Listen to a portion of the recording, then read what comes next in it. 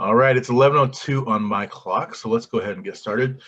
Thank you so much for being here. I know that you guys are all very, very busy as we're coming into the summer season, and it's a beautiful, beautiful day out there, at least here in Western Washington. So I doubly appreciate your effort to be here. First, I'd like to introduce Dan Moore. Dan has been with WTA for a long time. He was a board member for many years.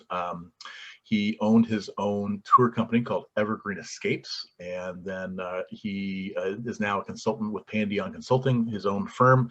He does lots of work with destinations all over the world, along with guide training and all sorts of cool things. And thank you for being with us, Dan.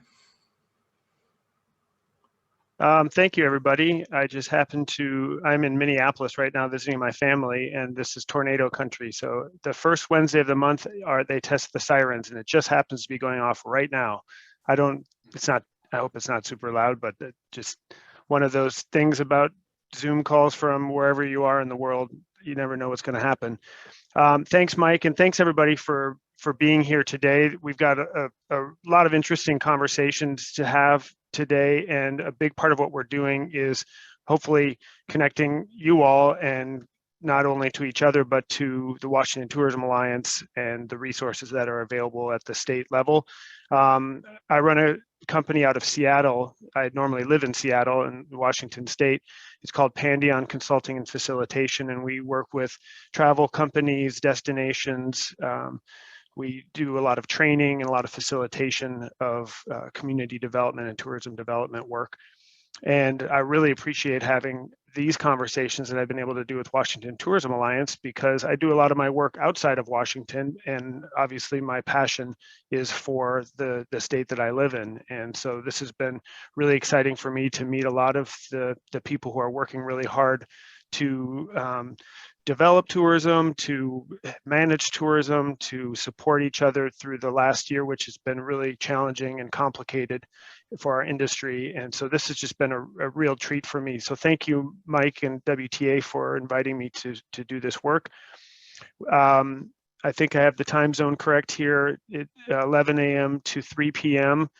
And we've got a lot to cover, but as has been said already on this call, this is just the beginning of some work that we're hoping to do throughout the state, especially regarding this meeting today in the Islands region. And we'll talk about what that means in a second. So it's important for you folks to all get to know who's on this call. You may or may not know everybody. And it's also really important to understand what the Washington Tourism Alliance is doing at the state level and ways that you can engage with that. We will be talking about this concept of destination development and how that pertains to the work that you all do and what's relevant, what's not. Working a bit to identify some of the regional assets and especially some of the challenges that this entire region is facing, and then ways that WTA and all of you can work together to address some of those challenges. Some key takeaways are to connect the community to tourism assets and resources, including the Washington Tourism Alliance, but also we've got chambers on the call. We've got destination management organization, marketing organizations on the call. Some possible paths to take in order to build tourism, or in a lot of the cases of this discussion, to improve or advance or to take to the next level, because tourism's happening, as you already know, and to identify assets, both developed and undeveloped, that the region has to offer. And I think a key conversation that will be had is to document some of the gaps and needs that could be addressed by the Washington Tourism Alliance in future workshops and future initiatives and potential grant programs and things like that. These conversations some of them will happen in this large room here, but there will also be breakout rooms where you get to have more intimate conversations and then bring those whatever bubbles to the surface in those smaller conversations to the larger group. So we are talking, there are 11 regions identified in Washington State from a tourism, marketing, as well as development perspective. And the region that we're all discussing today is called the Islands region. And that's logical because it's made up of some incredible islands, the San Juan Islands, Camano Island, Whidbey Island. And these are two different counties. So there are sometimes when there are different governments involved, there might be some silos, there might be some, we didn't know the other side was working on that. But from what I've been learning so far from the conversations leading up to this call is that there's been a ton of collaboration already and great working relationships. And I think what we will uncover today, some of that will be great for us to take to other parts of the state and say, look what's happening in this region.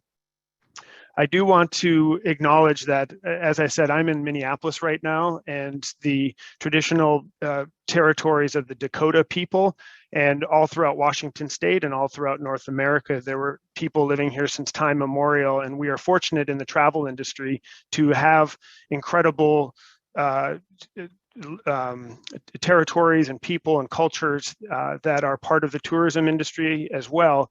And so again, I think it's important for us all to acknowledge the land that we're on and to respect the generations of history that have been there. And like I said, I'm in the traditional Dakota territory, which is in Minnesota, and you're welcome to do your own acknowledgement of where you are as well.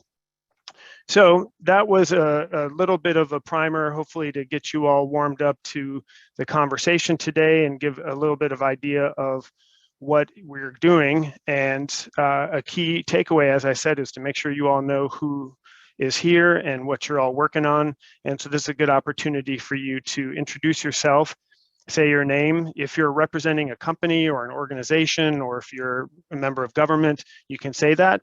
But it's also great to have concerned citizens as well. So don't feel like if you're not representing somebody, you're not valued here. So I'll turn over to Mike, and I'll stop sharing the screen so you can see each other better. And Mike, if you want to just do your magic of calling on folks to make sure everyone gets a chance to say who they are.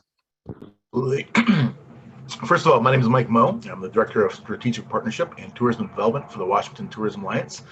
And what I'll do is I'll just kind of go down the line here, just so you know, sometimes in this little list, things change. And so if I missed you, I'll give you a chance at the end to make sure that we get everybody. So I'll start with Sherry Wyatt.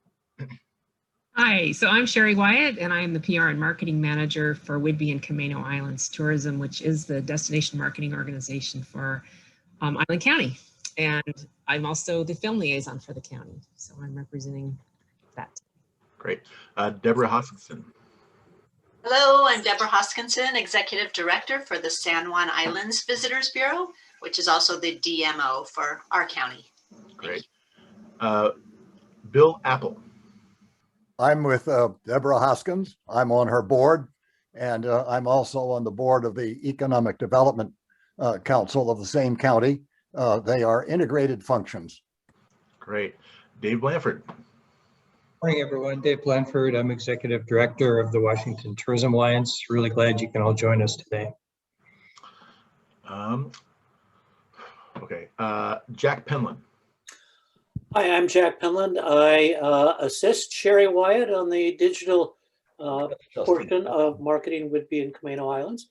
And I'm also a board member of the Cascade Loop. Great. I apologize. I don't want to butcher your name, but Miss Moraschini. Hi, I'm Inga Morosini. I'm with the Langley Chamber of Commerce as the Executive Director. All right. Linda Eccles.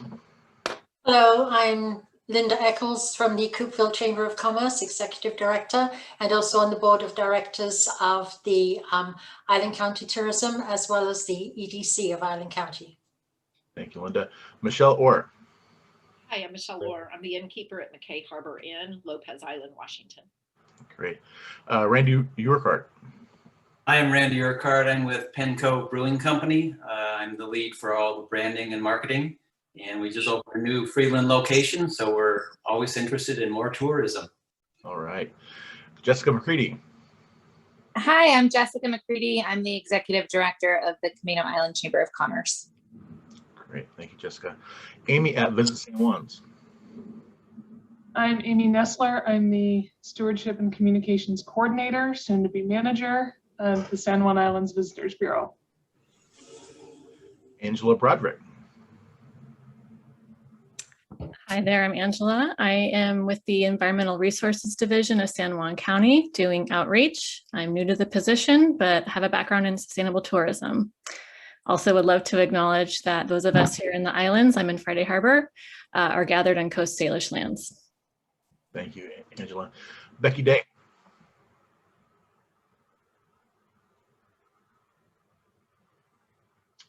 Becky, we'll come back to you, Becky. Chelsea Avery. Hi, my name is Chelsea. I'm the new ED Executive Director at the Lopez Island Chamber of Commerce. Thank you. Cynthia Mason. Hi there, I'm Cynthia Mason, President of the Oak Harbor Music Festival. Currently hold a position at the city's Arts Commission and also president of a newly formed group, the Oak Harbor Creative Arts Foundation. Thank you. Dave Paul. Hi folks, I'm Dave Paul. My family and I live in Oak Harbor. We're also on Coast Salish tribal lands. I'm Director of Community Relations at Skagit Valley College and also serve as Vice President, I think, of the Economic Development Council of Island County. And I also serve in the state legislature. And yeah, so I'm representing the college here today, but I'm also Vice Chair of the Community and Economic Development Committee, which tourism flows through that committee's work as well. Okay, thank you, Representative Paul. Deb Bell. Hello, I'm Deb Bell, and I'm with Washington State Parks here at Camel Beach. I'm also a member of the Island Tourism group. And Sherry, I love your background. I was looking at the big picture, not at yours. Well done. I wish I had one like that. All right. And in the chat, we have Kimberly Albert from San Juan Islands Visitor Bureau. She has no microphone today, but she's excited to listen in. Okay, so Erin Wygant. Hi, I'm the Content Marketing and Outreach Coordinator for the San Juan Islands Visitors Bureau. Okay. The next person. Katie. Hi, I'm Katie Thompson with the Communications Group, and I work with the San Juan Islands Visitors Bureau. Thank you. Kendris, or maybe it's Kendra S. Kendra, sure. Kendra Smith, I'm with San Juan County. I'm the environmental manager for the county, and I also serve on the board of the Visitors Bureau. All right. And I'm kind of like Anchorman. I'm just reading what I see here, so I'm doing my best here. Okay, Krista Lorcher. Good morning. I'm Krista Lorcher. I'm the owner of Whidbey Island Kayaking. I am also one of the South Whidbey Parks and Recreation Commissioners. Thank you, Krista. Laura Sacchio. Hi, I'm Laura, and I own Earthbox Inn and Spa and Bird Rock Hotel on San Juan Island, and I'm also on the Visitors Bureau board here. Charge our car. I love your property. I've been there before. Mary Pro. Oh, where'd you go? Mary P. Hi, good morning. I'm Mary Peralez, and I own Dockside Treasures on San Juan Island, right across from the ferry landing. And we're also considering opening a second location. So just here to learn and find out what's going on in the islands. All right. Matt Lyons. Hi, good morning, everybody. My name is Matt Lyons. I'm the executive director of a nonprofit outdoor rec organization called TREAD. We recently partnered with WTA, and I'll be presenting a little bit later on today. All right, thanks, Matt. Micheline Langley Main Street Association. Hi, my name is Michaeline McGarry with the Langley Main Street Association. Thank you. Michelle Thana. Hey everyone, I'm Michelle Thana. I am the new Director of Marketing for WTA, and I'm based in Vancouver, Washington on the traditional lands of the Cowlitz and the Confederated Tribes of Grand Ronde people. Michelle. Nick Naring. Hi everyone, I'm Nick Nearing. I am Representative Gilday's Legislative Assistant. Thank you for being with us, Nick. Scott Rosenkrantz. Hi, I'm Scott Rosenkrantz. I work with Sherry Wyatt, and I do graphic design and their creative strategy with them. Thanks, Scott. Celine Muldowney. Good morning. I'm the Marketing and Communications Officer for Island Transit. All right. Sharon Sappington. Good morning. I'm Sharon Sappington. I'm the Executive Director for the Economic Development Council for Island County and also a member of the Whidbey-Camino Tourism Committee. All right. Thank you. Steve Huschbeck. There we go. My name is Steve Eschenbeck. I'm on the Friday Harbor Town Council, and I also sit on the board for San Juan County Economic Development Council and the San Juan Island Chamber of Commerce. All right. Sue Tavis. Hi, I'm representing the Whidbey Island Arts Council. Particularly, I'm part of the Whidbey Arts Marketing Alliance and the committee member for the Whidbey Art Trail. All right, thank you, Sue. And Tom Felvey. Good morning. I work with Sherry on the Whidbey-Camino Tourism Board and also the Langley Chamber of Commerce. All right, thank you, Tom. Vicki Graham. Good morning. I am also a member at EDC, Island County Tourism, the Child Care Task Force, just joined yesterday, the Navy League Board, AWB, and of course, the Oak Harbor Chamber of Commerce. So we're staying kind of busy over here. That's good. And then we have somebody online, the 360-317 number. If you would like to introduce yourself.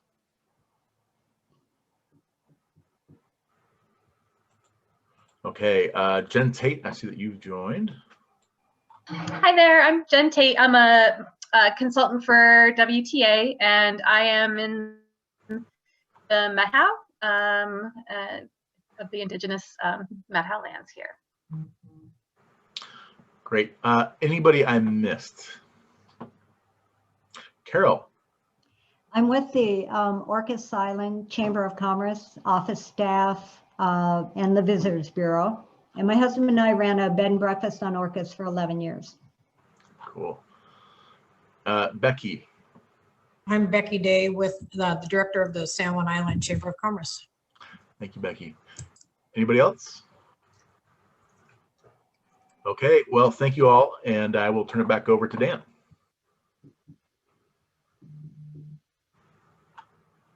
Thank you, Mike. Thanks, everybody, for being here. What a great group. Wow. Later in the workshop, we're going to be talking about just who is important in the destination development realm, and specifically making sure that you've got members, diverse constituents involved. And I would just like to say, I'm just prequeling that right now and saying that, wow, I think we have achieved that with this call. We've got a lot of people who own businesses. We've got folks involved in the government, even legislature, and we've got the nonprofit sector in various forms, chambers, DMOs, as well as environmental groups. And that's just really spectacular. And I'm very excited for the conversations that will happen today. And as I'm always very fortunate, I get to learn a lot from people, and this is a great group to learn from. Let me just open this back up here so you can see my screen. And then I'm going to stop sharing very shortly, because the next thing that we do is we do a Washington Tourism Alliance update. And again, a key aspect of a key takeaway from this is that you folks know what's going on at the state level with Washington Tourism Alliance, and a lot has happened over even just the last year. So I'm excited for you to learn about that. Take it away, Mike and David. And you all can see my screen, I hope. All right, I'd like to introduce Dave Blandford. He's our executive director, and we'll start with him. Thank you, Mike. Thank you, Dan. Again, thanks to everyone for joining us. Dave Blandford with WTA, and I know many of you. I see many familiar faces, old friends. I've been in the industry for many years, and some of you may know me from my Visit Seattle hat, many years there. But I think increasingly people also associate me with state tourism and WTA. This month marks the 10th anniversary since the old state tourism office was closed by the legislature. Hard to believe, 10 years ago, we went through that industry crisis, and it was a crisis. So much so that our statewide industry agreed to get together and form a coalition that would begin to find a way to build back and find a way to financially support the statewide tourism marketing program. So that's what we did. In fact, the day after the state tourism office was closed, we began the Washington Tourism Alliance and began our advocacy efforts. We explored many ways of finding that money, some related to just total industry support, others much more of a partnership with the state. That's what we ultimately settled on, was a more of a shared revenue model, if you will, some private funds, some state funds. It took us 7 years to do that. We didn't think it would take that long, but building that hybrid model and a matching program really did take quite a bit of brain work, quite a bit of lobbying in Olympia, a lot of legislative support from the governor's office. Lo and behold, in 2018, that enabling legislation was signed by the governor, and it put us in business. And it basically says that it's a 2-for-1 match. The 2 is the industry, the 1 is the general funds, which have to be unlocked by the private sector, cash or in kind. That is not a lot of money, but that got us started, got our foot in the door, if you will. And again, that was March of 2018. WTA signed a contract to be the entity that would bring this program back to life again. We signed that contract at the very, very end of 2018. I mentioned that date because if you do your math here, it was really only another year before the pandemic hit. So we got about a year down the road, dove right into rebuilding what would be a state tourism office, everything from collateral and other assets to staffing and building back some programs. All of that we drove right in. Only to be interrupted, as all of you were, with the pandemic. That didn't stop us. Once we started, we knew we had to keep going. We had to really build this back, and that there would be an even bigger need for a statewide tourism program for recovery from COVID-19. You all probably are versed in the stats by now, and some of them are rather scary, but the U.S. Travel Association estimates a 3 to 5 year recovery period for the travel and tourism industry. The impact from the pandemic is estimated to be 10 times worse than the impact of 9/11. That event alone was pretty serious. So we know we've got our work to do. Fortunately, we've found a way to work with some partners here in recovery. For example, the Port of Seattle, which has formed an agreement with us for $1.5 million that goes toward a recovery program for 1 year. We also just recently were successful in getting a $12 million proviso in the state budget for the 21 through 23 biennium. That's very helpful. That $6 million per year over the next 2 years goes right into recovery programming for the industry and to try and drive visitors back to the state. So that leaves me with where we're at now. We are your state tourism office. We are building every day to reestablish and to try and build back some tourism market share. Unfortunately, because of the incredible need for recovery and because of the volume of work to be done, we just have to do everything concurrently. We joke about that sometimes. We're building every aspect at the same time. It means a very robust travel trade program at the same time as a consumer marketing program. And now this new destination development program that Mike is leading up, really critical, I think, and not one that every state does, but we thought it was really important as a starting point for WTA. And we know that this industry needs it. After 10 years without a state tourism office, now with the pandemic, being the first state in the nation to really be hit with the pandemic, we thought a full-scale destination development program was really critical. So with that, what I'd like to do is is a segue to our terrific staff here. And I think first to Michelle Fana, our newest staff member, but a real critical staff member and a leader in our consumer marketing program. Michelle, I'll let you take it away and talk about some of our initiatives. Yeah, thank you, Dave. And good morning again, everyone. WTA, as Dave mentioned, is really in this period where we are regrowing and rebuilding programs. And so one of the first things that we are looking at rebuilding is the consumer facing brand. So before I came on board, Dave and Mike and Diana and the WTA board and team have been working on this process to really develop a new and modern brand that could be used to market the state externally. And that process is coming to a close. We're getting really close to a brand, and we'll be excited to share that out with all of our partners once it's ready, hopefully in a few months later down the road this year. So putting some polishing and finishing touches on that, but we feel like we're coming to a really good place with the brand. At the same time, we are also working on developing a new website that's going to be a really great portal for our visitors to learn more about Washington State, and a jumping off point for visitors who maybe aren't as familiar with Washington and don't know the exact destination they're going to and are just starting to learn a little bit more about our corner of the world. So that project is just kicking off. We will be working on developing both a new site infrastructure and creating a lot of new content for our website to inspire visitors to Washington State. At the same time, we will be doing some marketing over the summer as the state has reopened. We will be doing some great social media promotions. I'll drop some links in the chat, but we have a pass to encourage outdoor visitation with Banwango, and it represents all of the different regions, and we have some incentives behind that.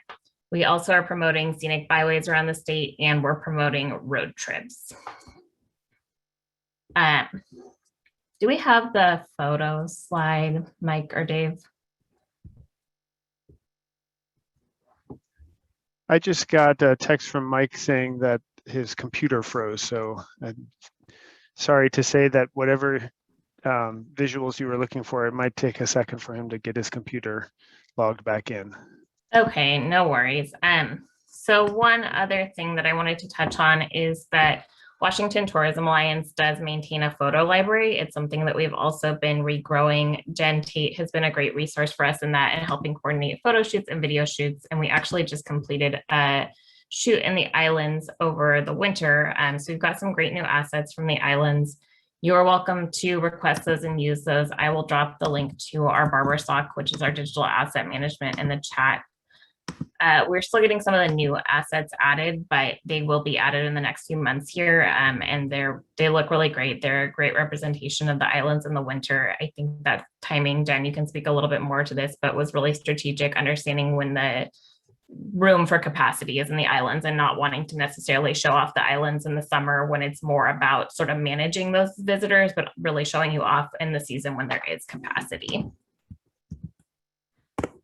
Sherry, thank you for your question. Banwango is a digital passport system that's used to encourage travelers to move throughout communities. It's a mobile first technology, so visitors can sign up on our website and they get a link to download a pass. The pass has all different parks that we worked with the DMOs to identify locations where visitors would be able to social distance during COVID, but are still really great locations in each of the regions. And when visitors go to these different parks or outdoor recreation locations, they can check in on the pass on their phone. And if they get to a certain number of check-ins, we have prizes that we're sponsoring to encourage visitation. Throughout the rest of the year, we will also be doing sort of grand prizes that are based in each region. And so we'll be doing sort of like a wine country prize will be our first one. But as we, again, move into the fall and the shoulder season, we will be looking at doing an islands-based prize as well. Sorry, my computer froze and I had to restart it, so I apologize.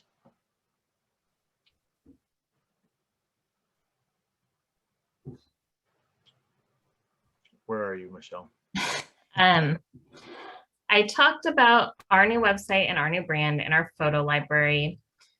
Explore Washington's Backyard is how we are branding the Banwango Pass, and you can see a little bit more of a visual on the screen for that. Does that make sense to everybody? If you have questions, just jump in and we can talk a little bit more about how the pass works. I also encourage everybody to just go to the link and download it, and you can kind of play with it and see how it works. Sometimes that's the easiest way to understand it, but if you have questions for me right now, I'm definitely happy to answer those.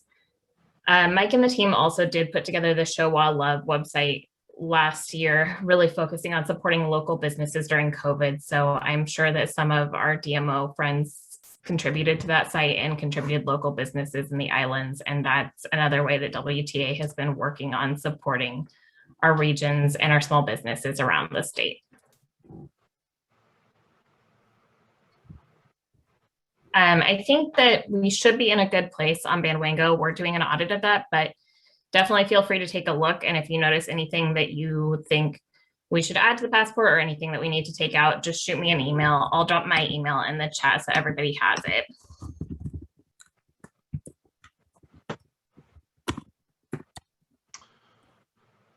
Thank you, Michelle. And again, I apologize for my technological issues there. But Michelle we're very happy to have Michelle on board, and she's just jumped right in and just been an amazing team member already. So we're very excited about it. And you already went through the digital asset library, including the amazing photos that we got up in the San Juan Islands recently. One other thing I wanted to talk about is travel trade. That's something we're still representing Washington in international trade shows. International visitors, you usually spend over $4,000 a visit and stay for 18 days. So that's a really important target. And you might know that international visitors, over half of them still use travel advisors and tour operators to book their trip. And so it's a different culture than here in Washington, where people book directly or they go through an OTA like Expedia. They really still use that at a personal touch. And so it is important for us to be selling to those tour operators and travel advisors to let them know what Washington has offered. I don't know if hopefully some of you joined us a couple weeks ago when we had a travel trade workshop all about how to work with receptive tour operators. And it was really enlightening and just a great presentation that the ITA did for us. And so hopefully some of you joined that call and got a lot out of it. And that leads us into destination development, which is why we're here today. It is one of the important things that was called out in our enabling legislation, was to, work on bringing rural communities tourism, or helping communities that already have a lot of tourism kind of manage that and make sure that everything's being done in a way that's positive for that community. And so that's what this is all about. And like we said, this is really only the beginning. What's been really interesting about all of these workshops, and we're doing them in every single region, is just finding how different every region is and where they are, with their tourism development. And we have, a real diverse state in so many ways. And so many of our regions are just in completely different places. Obviously, here in the Islands region, you guys are very developed. You have a lot of, destination development that's already been done. And so it's really how we can support you. We're not here to come tell you what to do or, put, our thumbprint on anything. We're here to support you and meet you wherever you are to hopefully, develop or manage your tourism in the best possible way. Obviously, for the last 10 years, there has been no state tourism office, and there hasn't been that presence. So sometimes I wonder if people kind of forgot what it's all about and what you've actually been missing all this time. And so this is an effort to re-engage with you all. And like I said, this is only the beginning. Starting this fall, we'll have a rural tourism development program, which will be much more of an intense workshops to help uncover the story of your region, and then programs to really come up with some actionable plans to help develop and manage that tourism. And then upon the conclusion of each of these programs, the community who've applied for it will be able to possibly get a WTA grant to implement selected projects. And so we're going to be doing this usually 2 of them a year. So we'll have a window where people can apply, a community can apply to this program, and then we'll do one hopefully this fall, and then from then on two every year. And so it's just it's a very exciting time to be starting a lot of these cool new programs. So like I said, we have been doing this now for the last couple of months, and we've been in different regions. And what's been interesting about it is just the different projects that we've come across in every region. we did a destination development workshop in the Trails and Lakes region. And we came across this organization called TREAD, and Matt Lyons is the executive director. And what they've been doing in Chelan County, first of all, TREAD has been interacting with land managers, trying to bring land managers and user groups together to try to create this collaboration to make sure everybody's kind of on the same page, which often that doesn't really happen, especially here in Washington. And then they also have partnered with an app developer from Dharma Maps, who's been creating this app in Chelan that provides real-time information for users. And so if there's a trail that's closed or a power line that's down, that user can find out, as they're going to the trail. And for me, I had this last winter, my wife and I went up to go snowshoeing up in a snow park up in Snoqualmie, and we went into the snow park and got stuck for over 4 hours because there's so many people there. And had we just known that there's an alert, hey, this trail ahead or this snow park is full, but there are 3 other ones down the road. If you just go 10 more miles, you'll be by yourself. It would have been, much easier to disperse, and there wouldn't have been that situation. And so this is one of our attempts to help, manage that dispersal. And so I'm going to introduce Matt and let him show you what this app is about and his organization. And go ahead and take it away, Matt. Thanks, Mike. Yeah, it was kind of a funny story how this all came about. Being on that first destination, Trails and Lakes region, and we've kind of grown quite a bit since then. So I guess where I want to start is we, as an organization, we got together about 3 years ago and became kind of an official nonprofit, trying to be the space between those land managers and those outdoor rec groups, and just trying to really form that collective group. I mean, we have like 85% public land, mostly Forest Service in Chelan County. And sometimes the Forest Service would be doing something that the county commissioners had no idea about, or vice versa. And we're talking about 90% of the same lanes, right? So we formed this organization to just get everybody together and be collective in our work for good. And I have a little video. It's about 2 years old, but it kind of explains what we are and why we decided to go with this app. And the whole idea behind the app is that it is a digital representation of our mission and our vision. And Mike, I know he said that he apologized for his technical skills, but last night Mike showed me how to make sure that you could hear my sound, because that has always been my problem when I share a video. So we'll see if this works, Mike. And like I said, it's a little outdated, but I think you'll get the point. We're working on a new one, just not quite ready yet. So hear that, Mike? You might be asking yourself, what is TREAD? Well, TREAD is a local nonprofit made up of diverse outdoor recreational users that include skiers, mountain bikers, road riders, ORV users, boaters, kayakers, equestrians, hikers, and pretty much everything in between.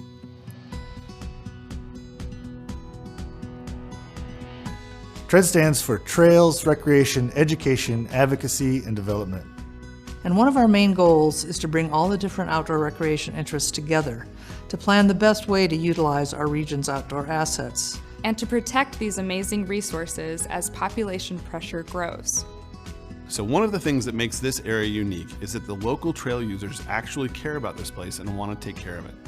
To accomplish our goals, it's essential that we share this culture of caring with anyone who comes to visit for just a day or decides to move here. So how do we best share our culture of caring? About a year ago, we found an application developer up in Winthrop that has created the framework for an app we're calling TREAD Maps. TREAD Maps is the one-stop shop to plan your next outing. Share your experience and the conditions out on the trails or water. Create connections with other people who share your same interests, and most importantly, give land managers a portal to communicate with user groups and vice versa. There are lots of outdoor recreation apps out there, but none of them provide this connection between land managers and user groups across all user types. It's through this connection that our sense of community and caring about this place can be shared locally and with visitors. TREAD Maps allows for different seasons, overlays for smoke, fire and avalanche danger, minute-to-minute trail conditions and closures, weather events, volunteer coordination, and the list goes on and on. For users, this means real-time, hyper-local trail information. You'll know exactly what to expect before heading out, where you are while you're on the trail, and have the ability to add photos and details during and after your time on the trail. Our last step now is to fund the development and rollout of tread maps for the greater Wenatchee area. Thanks to the Community Foundation of North Central Washington and Give NCW, we have... All right. So we got that funding and we developed the app very locally. And I would love to show you why we're doing what we're doing now. So, like it said, we were planning for population growth locally. We knew that as more and more people found out about the great recreational assets, we were going to grow, and we didn't want to become maybe a place that was overloved. When I visit Moab, it's just insanely busy, and we wanted to protect the natural assets as well as welcome visitors, right? And how do you balance that? So that's kind of the reason. And COVID hit, and then we all saw what happened, right? So I live in Leavenworth, Washington. It's a tourist destination. We have parades and festivals and all this stuff. Well, just Leavenworth itself last year saw a 26% increase in hotel visits with 0 beer gardens, 0 festivals, 0 parades. Everybody came right in. So when we think of Washington State, I think this is what we think of, pristine. And then, you know, what we ended up seeing was, we ended up seeing this and some of this and a lot of this overcrowding. And it wasn't the greatest thing. So what we decided to do was create this circle of sustainable recreation tourism. So how do we get everybody that comes to visit us to understand how important locally we feel about our assets, maybe spend their money in a very direct way while they're here, and help when they leave by spending that money, help that money stay local as much as we can, protect our assets and all that kind of stuff. So we built that into the app. We are very much about collaboration. So with our new partnership with WTA and our partnership, so Dharma Maps develops the app, Tread is the community development, and we bring the land managers behind it. So that's what really sets this app apart, is you have land managers who are behind the app. They can turn things on and off. They can add safety alerts and things. So we have it built into the app where if there is a safety alert in your region, like let's say it's a tsunami warning or something like that, you will see that right away before you go beyond that. You actually have to close it out. So we have this kind of safety protocol there. We do it right now in Spanish and English. And then just the app itself is all about community. So local businesses who have trail stories can have their advertising on there. So encouraging tourists to spend their money in a local brewery that supports the local trails. So Penn Cove, love Penn Cove. Excited you're on the call. Also my favorite mussels. Whenever I go to visit, I get them shipped to me basically once a month all summer long. And I have a green curry recipe that I stole from Whidbey Island, which I love. I digress. And then we have the land managers behind it, but then we also have the outdoor rec groups behind it. So we encourage people to be members of these nonprofit local outdoor rec groups because, you know, they're doing the great work. And then we use local businesses to help tie that all together. What we hope to have is this little QR code. So we're going to put this everywhere that a tourist might come to your town or come to a hotel, and they always ask the same question. And I do this when I travel. My very first question is, I want to talk to somebody that's local, and maybe today I want to ride my mountain bike. So who do I talk to about where's the best mountain bike riding around here, whatever that is? And oftentimes what I get is go to the bike shop or go to the Chamber of Commerce or go to the Forest Service office. And sometimes they end up pointing everybody to different places. And sometimes the information is old. Well, with having all recreation in one app and having users, I mean, this is Michelle Thana kind of coined this term the other day. It's like the Waze for recreation. So if I'm a user, I can actually update. Parking lot is full, or there's a tree down, or I saw a snake, and everyone gets to see that information right away in real time. Now, and because we have all rec in one spot, I'm getting more and more information. So As more and more people start to find this app, and more people start to use that, there's going to be more and more of that information. And it works for more than just trails right now. Oh yeah, so when we define trails, thanks Mike, we actually define trails as everything you recreate on. So dirt, pavement, snow, water, rocks, you can recreate. We want you as a part of this group of recreators. And because of our new development, this is what the app looks like now. So you can go to the store right now, Android or iOS, you can type in Tread Map, and you'll see this brand new design. And what you'll notice here is we have used the 11 regions, and we have started a pilot program in the Trails and Lakes region, because that's where we're from, and that's what we're going to try to test out. The goal is to keep working with WTA and move this across the state, hopefully, and go region by region.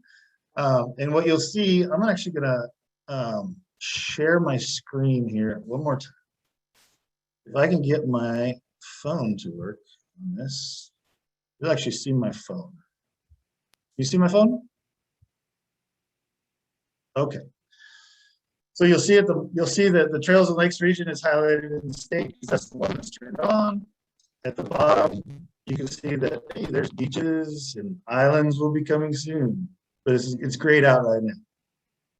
As you zoom into the app and you want to find some trail information, what happens here is there's so much data on this phone. In the initial download, it does take a few minutes to load. And the reason for that is because we want this to work when you're out of cell phone range. So the GPS will still work. It'll still know where you are. You'll have that little blue dot wherever you go. You can update trail conditions while you're out there. It remembers where you are. And when you get back into cell phone range, it will then upload to the rest of us. We all know what's going on out there. You can see that we have quite a few different things going on in here. We can add video to trailheads. So this is a confusing trailhead.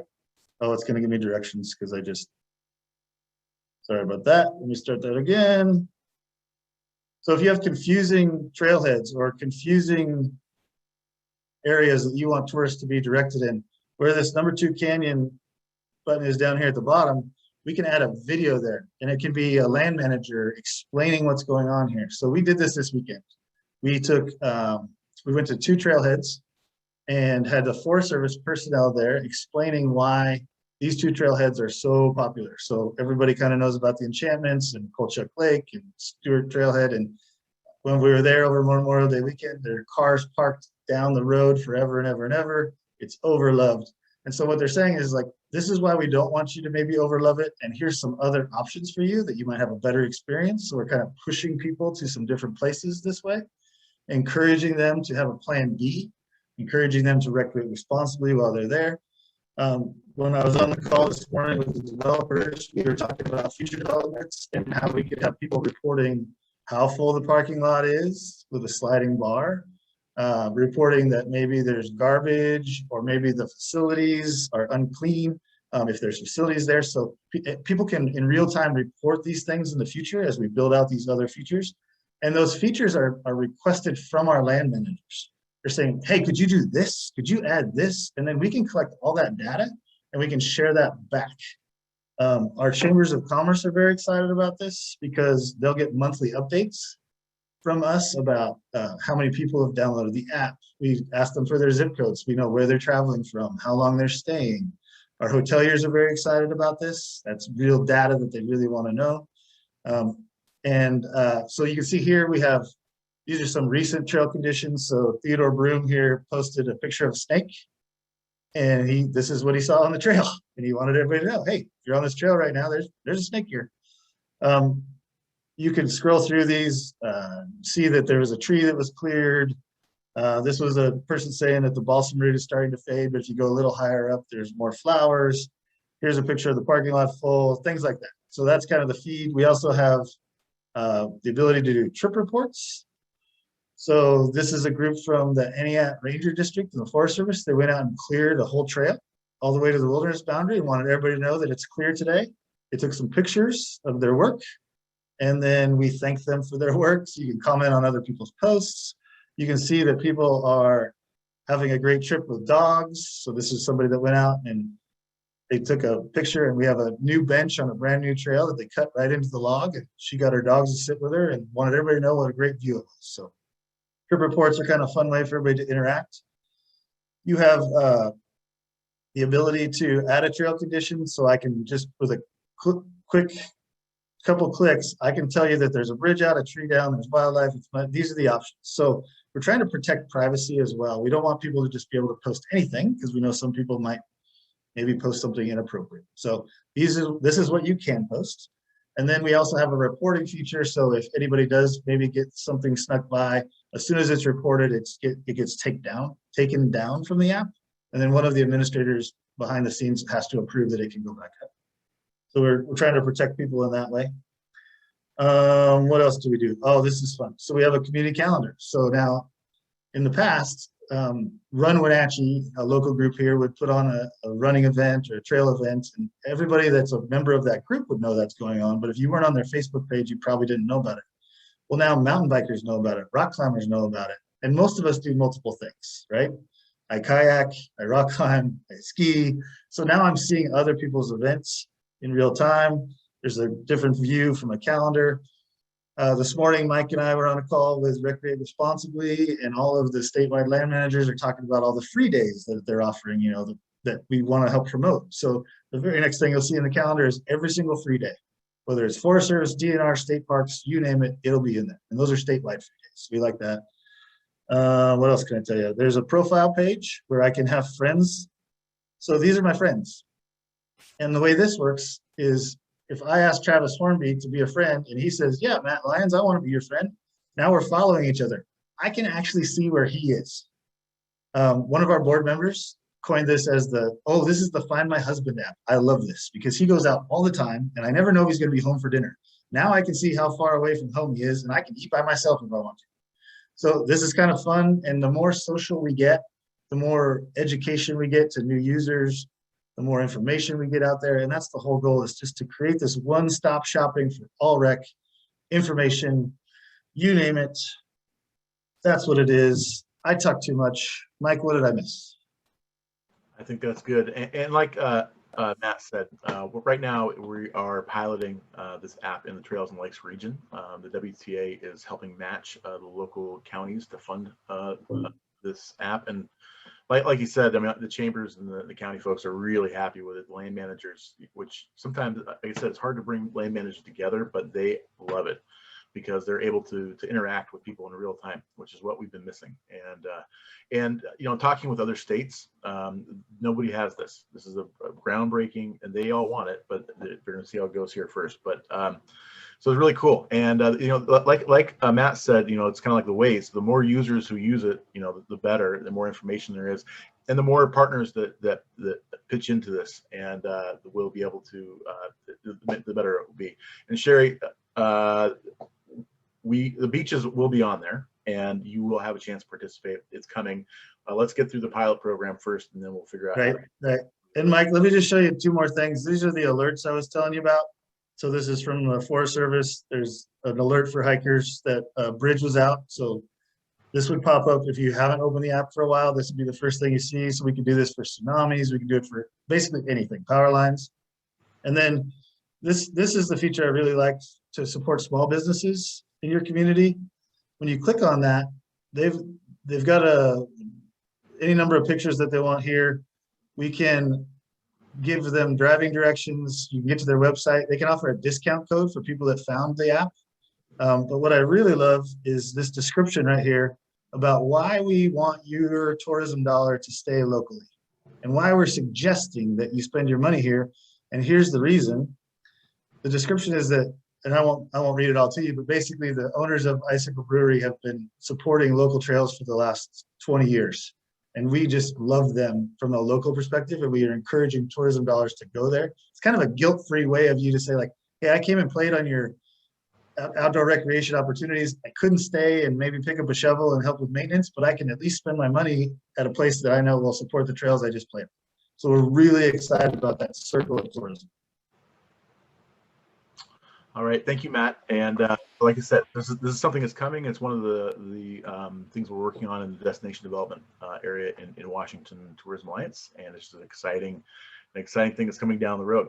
We have so many things that are coming that are really exciting. So I'd like to turn it back over to Dan and go ahead and continue the meeting here. Thank you, Matt. Thanks, Mike. Thanks, Matt. Thanks, everybody. Matt, I don't know if this is the email I have for you. So if you want people to email you something different, please put it in the chat. Moving on here. Next is more updates, but this time from the region. So we've got folks like Sherry, and Deborah, and other folks on the call that would love to jump in with a brief update of what's going on at the DMO and the local chambers of commerce regarding tourism and a year of COVID and the crazy chaos of the summer that's about to be upon us and anything like that. And so just some brief updates. Mike, I'll let you kind of pick who goes first here, but I'd love to hear from you all. Let's start with Deborah. Okay, I was hoping you'd start with Sherry, but I'm ready. Sorry, I have to get the thing up from yeah, that's okay. Sherry's going to tell you some partnership things we've been working on. So anyway, I just want to thank Mike Moe and David Blandford for all their expertise and for making this possible and holding this workshop. Like David said, we haven't had a tourism office for 10 years, so this is really great to get everybody back together again. And then thank Dan in advance for all of the development and management knowledge he's gathered from around the world that you're going to be hearing about soon. And again, third to Sherry, who you'll see soon, all the different partnerships we've been running since 2005. And I actually dug up a map. We used to promote ourselves on the San Juan Islands and Island County as Washington's Treasured Islands. And so we used to go to some trade shows and dress up like friendly pirates. And it was a really fun campaign. It was even in Sunset Magazine at the time. So we did some nice partnerships together. And again, Sherry will tell you more. But in a nutshell, the San Juan Islands are happy to be involved because we, and to see a cross section of islanders from all the islands region, we've been working on developing the right kind of tourism while also managing tourism. So that's kind of a big topic in the San Juan Islands is a tourism management plan. And in fact, the Visitors Bureau applied to our Lodging Tax Advisory Committee, and many of you probably know what that's all about. All the funds that come through the lodging tax through the hotels and to a committee that determines certain ways on how to spend those monies on promotion and management and facilities. So we applied for a lodging tax grant in 2019 to pull together a tourism management plan. And then COVID happened. So our Lodging Tax Advisory Committee and the head of that, Councilman Stevens, are now just kind of getting that process off the ground. So we're very interested in, working on management of tourism right now, again, while developing the right kind of tourism that many of you are doing right now. And so too, just in general, the Visitors Bureau here, we haven't really been running ad campaigns traditionally since last March, of course. And right now it's just all about buy the gift of future travel for your dads and grads and moms before Mother's Day. So we're just kind of inching our way and just keeping our name out there, and someday hope to get back to our normal tourism self. So thanks again, you guys. This will be a great jumping off point for us and our tourism management plan. Thank you, Deborah. I really appreciate it. All right, Sherry, I'm ready for you now. Okay, ready for me now. So thank you again. I'm going to just echo everything Deborah said. This is a great opportunity for us. And we have not been advertising as much either through the COVID-19 pandemic. We have focused more on keeping locals here and discovering our own islands. So we did a Home for the Holidays campaign, and we also did a Discover Your Islands campaign, and those included some print collateral as well as revamping our website. But on the screen, you see just some examples of recent collaboration that we've been working very, closely with the San Juan Islands. People may not even realize that here, how much we share in common. And so when we leave the area and go out to New York City, for example, to a trade show, it makes a lot of sense for us to work together. and share some of the expenses. And in some cases, we've even represented each other. So we've worked, Deborah mentioned the Washington's Treasured Islands promotion. We also did an annually Salish Sea media fam trip, which we would work with Port Townsend as well. And we'd each work together to choose 3 media who would go to all 3 destinations during a 3-night visit. So they would make a little loop and we would vet those media together and then follow up together. And it just works really well when you work together. Went to New York City for a media blitz with Whatcom and Snohomish counties. So the 4 of us, the 4 counties went together and all those arrangements were shared, all the costs of meeting with media. We haven't done that in a while. It might be something we revisit. It's pretty labor intensive. We hire an expert on the ground in New York who is familiar with media to get those really high level appointments. And then we would do a little round robin, the 4 of us would sit with that media expert and we would each go through like a loop of what it means to see our area. And it had a lot of impact because, they're not even sure there's electricity on these islands. They don't know how do you get there. And it's really important to explain in person. It's really helpful, when we could do that. It's labor intensive and expensive, but that's why we shared the costs. We also shared a booth at the International Media Marketplace show in New York City. At the same trip, we went also to the New York Times Travel and Trade Show in New York. We had representation as Northwest Washington in that. We included Whatcom, Skagit, and Island and San Juan counties. We went together to some shows, just those 4.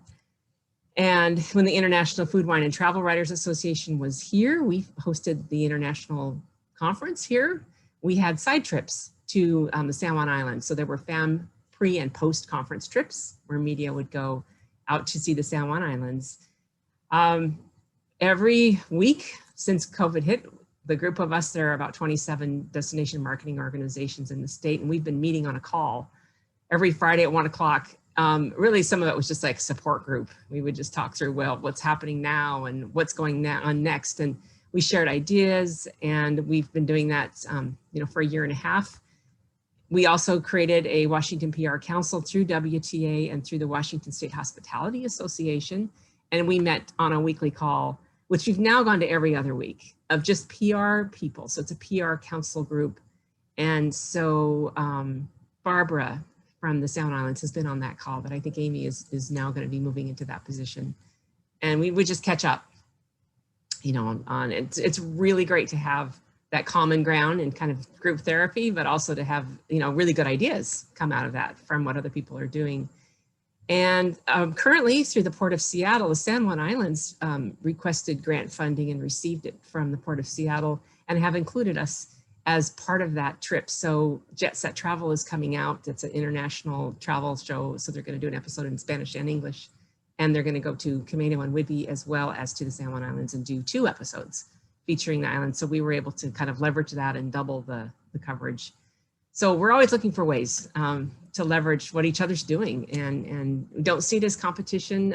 We shared each other's crisis communications plans with each other. I think we both want to probably update those. We've shared other, marketing ideas. We do it all the time. And it's, I think, a great thing that we have a good relationship with each other. And there's probably room for more. I always think, there's got to be more we could be doing. So we're going to keep the doors open, and WTA is a really great umbrella for us because now Skagit County will have their own office and become a DMO themselves. And so that's going to even create more opportunities. And we're part of the Cascade Loop, and that's another collaboration that we do that includes other DMOs. So we work pretty well in collaboration and want to continue to. So those are some updates for me. All right, thank you. Back to you, Dan.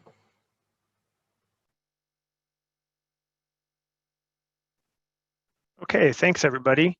So we want to open it up to other folks. I know we've got some chambers on the call as well. I don't know if there are any updates from you all that you'd like to just jump in and build off of what both Deborah and Sherry brought up. Vicki, go ahead. Yeah, we have just a couple minutes if you want to.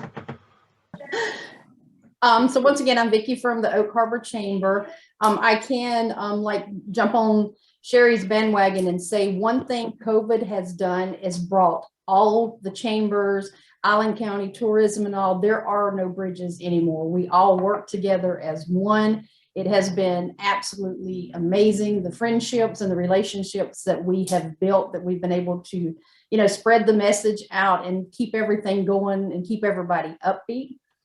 We are happy to say that we are opening back up. So we will be having our July 4th parade. We will be doing our July 4th fireworks. Crab cakes and cocktails, which celebrates crab season, is going to happen July 30th. We have Hydros for Heroes, which is going to be August 1st and 2nd.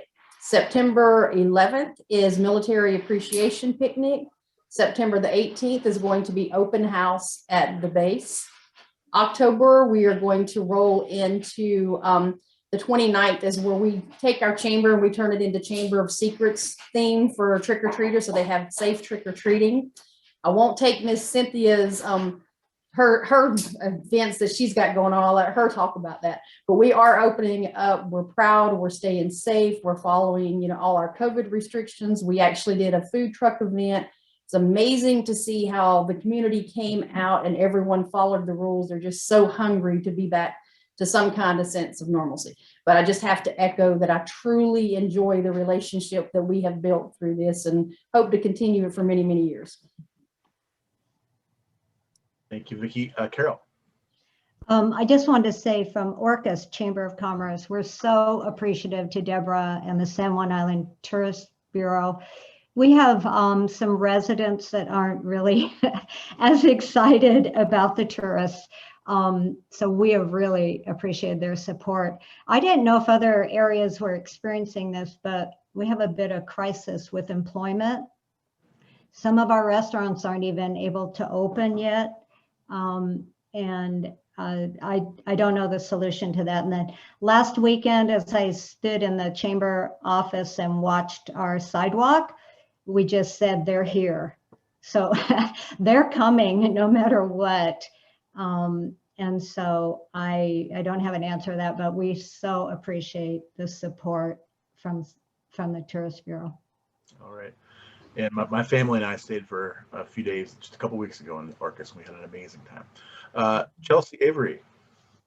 Yeah, Carol, I think I just wanted to comment too. I know there's only a few minutes left in this section, but employment is also something that Lopez is dealing with. And I think a lot of that has to do with the housing crisis that's happening, not just here, but a lot of places, and how that actually directly impacts the economy, and how if you want, a good paying job, you're going to go into the trades. And just thinking about how we can incorporate that without getting sidetracked into what we think about. I think that conversation is going to come up today for sure, and we'll have a chance to chat about that. Do we have anybody else from the chamber that wants to? Yes, this is Linda from Coupeville Chamber. We are opening up, hopefully, for our August Arts Festival. We're just waiting for the go-ahead from the Town Council, and Coupeville is planning events throughout the end of the year, so things are moving here. We are also already seeing an increase in visitors. It's been pretty amazing on our weekends how busy we are. And like everybody else, housing and jobs is a big impact on us as well, especially with our restaurants. But people are, we're following all the mask guidelines, etc., and people are very respectful of it. So, good things are happening, and we're looking forward to a positive end of the year. Okay. Well, thank you. That was a fantastic regional update, and we really appreciate that. And by the way, the housing and employment, crisis, I think that's happening all over the state, and I think it's happening in many places across the nation. And but we will have a chance to address that a bit on this call. Yeah, and that's a key point about doing this work at the regional level, is because many of you folks are dealing with some of the same challenges throughout the region, but then by connecting that with the work that Washington Tourism Alliance does, because again, this is happening throughout the state, it's happening throughout the country, and quite honestly, in many travel destinations around the world, the housing and connecting employees to employers. These are all, this is not a new challenge. And so it's really helpful that we can all work together and look at solutions that have been done elsewhere. And I also would like to acknowledge that both Mike and I were married in the, not to each other, but to other people in the Islands region. I was married at the Jenny Farm and outside of Coupeville, and Mike was married in Camano Island. So I think you can always lean on us to invest more in your region than the other 10 in the state, just because we were both married there, right, Mike? Absolutely. Okay, very good. So the first, so just to give you a time check and just to make sure that everybody knows what we're doing here. So again, the key aspect of this workshop was to connect you all as well to each other, as well as to what Washington Tourism Alliance is doing. That's a lot of updates, but hopefully it was useful. The next is to have a conversation about the Islands region. And a lot of work is already being done, has been done. As was just mentioned, the people are starting to show up and line up already, and we're ready to get to work on some of these aspects. But this regional approach to working on tourism development as well as tourism management is certainly not new. And the advantages here, as Sherry highlighted, is that by working together, we can accomplish a lot. And so the first task here is to think about is to get into some smaller groups and have some conversations about really what is it about the Islands region that is one large region together and distinct from the rest of the state of Washington. And what are some of those characteristics? What does tourism look like currently? And what are some of the ideas that you're excited about potentially for tourism in the future? And so you might want to take a photo of the screen, because once we go into small groups, you won't be able to see this anymore. So it's quite frequent when you break into a small group, you're like, what were we supposed to do? But hopefully you'll have one person in your group that is ready to go and can answer the questions. Otherwise, you just have a good conversation, and that's perfectly fine too. But again, the key ideas in these small groups is what are some key characteristics that unite the entire region, and what does tourism currently look like in the Islands region, and where might you want it to go? So Mike, I'll let you do the magic to break people up into smaller groups. And let's see, probably about 20 minutes, I think, on. Okay, I'm gonna go ahead and open up the rooms now, so you'll see them. And somebody asked if we're gonna take a quick break first. Dan, do you want to do that, or do you want to do it? We could. I mean, we had a break coming up, right? That's what actually was I was about to say, was in terms of the timing, we're going to do this activity and then take a break. But we can, since it is right around the lunch time, we could do our break first. Mike, I'm going to let you make the executive call here, since you're. Okay, we'll do a 5-minute break first. Okay, very good. 5-minute break, then we'll come back and then go into these small groups.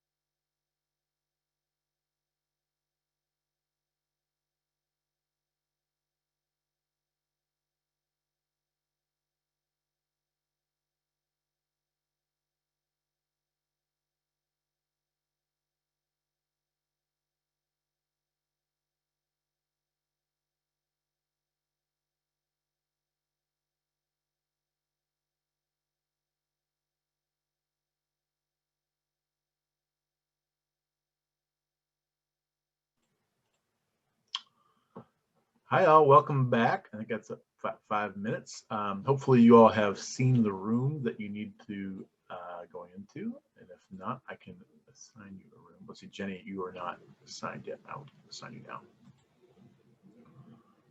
Michelle, do you know how to join a room there? Michelle McKay.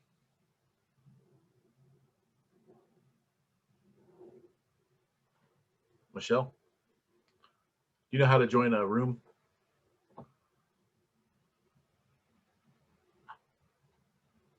There we go.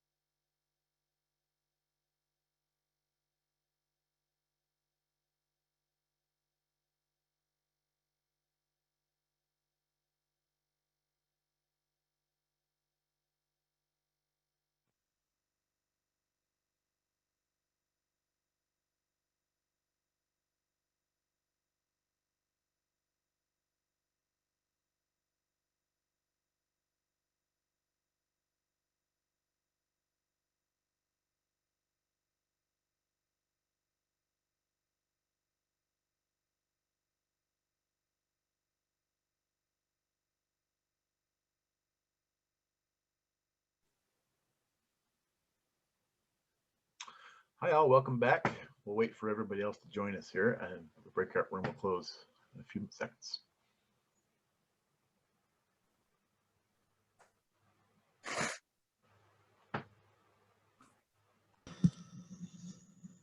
Okay, I think we're all jumping back into this hyperspeed experience here now. We're back in the big room.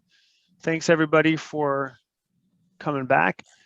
Love to hear what you discussed in your small groups. I know that the group I was in had a lot of interesting things to share. Who would like to jump in first? Representative from one of the small groups to share some of the high level things. Verna, I see your hand up. Oh, you're on mute.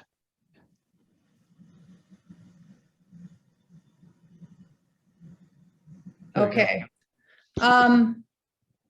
So we talked about the natural beauty, obviously being probably one of the main tourist attractions. Island time, agriculture, the arts for South Whidbey and other areas as well. Maritime connection even. And even the delight of taking a ferry for the first time is a big tourist attraction. So it's our natural assets is what we came away with, really is probably one of the top. Okay. And then we also talked about, you know, the seasonal economy and how so many of us are working on the shoulder season, coming up with events and here on South Whidbey, we have a mystery tour that's about 35 years old, and it's very, very, very successful. And the Art Center started a film festival 3 years ago for that very reason. It's in January. So we're programming here at the Art Center for shoulder events for sure. And am I missing anything from my group? Missing any being overloved. Oh, overloved. I love that expression. We're overloved. Sometimes we have too many tourists, according to some, in the summer, of course. That's it. That's great. Thank you, Verna. Would like to also, and one of the nice things about the small group, you come back to the big group is, hey, we talked about that in our group too. That doesn't always happen, but when it does, it kind of feels cathartic that, oh, I guess we are in the same region for a reason. So I'd love to hear if you also had some of those same thoughts. Feel free to just jump in and say we had some similar thoughts. You don't have to go in as much detail if you don't want to. Anyone else want to? Oh yeah, go ahead, Sherry. We had some similar thoughts. One of them I'd like to share was about the mild year-round climate and the fact that the winter provides an opportunity for some really spectacular nature, bird watching and whale watching, and we share that with each other. Another opportunity and is this transformational travel, this experience that you feel when you've arrived at an island, whether you've come by ferry or bridge, and that just okay, I'm here now, and the island time that Verna mentioned. We felt that too as an opportunity and something that we share. Outdoor recreation, access to nature, that's been mentioned, artisans, that rich environment, but something else is this integration and this interconnectivity that we have working with each other on the island, and how sometimes it's out of necessity because you're an island, but some of it's just because of the kind of people, the kind of businesses, just the kind of islands just make you better people. I'm sorry, but they just you become a different kind of person. You want to work more with each other, and I just think that's true to islands, that the only islanders will know what I'm talking about. When you were talking about that, Sherry, I wrote down the term forced collaboration. Well, I mean, even how you drive is a little different here. I mean, you're really. Oh yeah.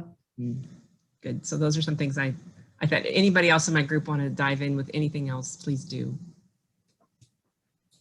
Jenny? No. So Sherry, one question that our group has for you is, can we get the filming crew to film like a Christmas Hallmark film on Whidbey Island? I'm not sure I understood you.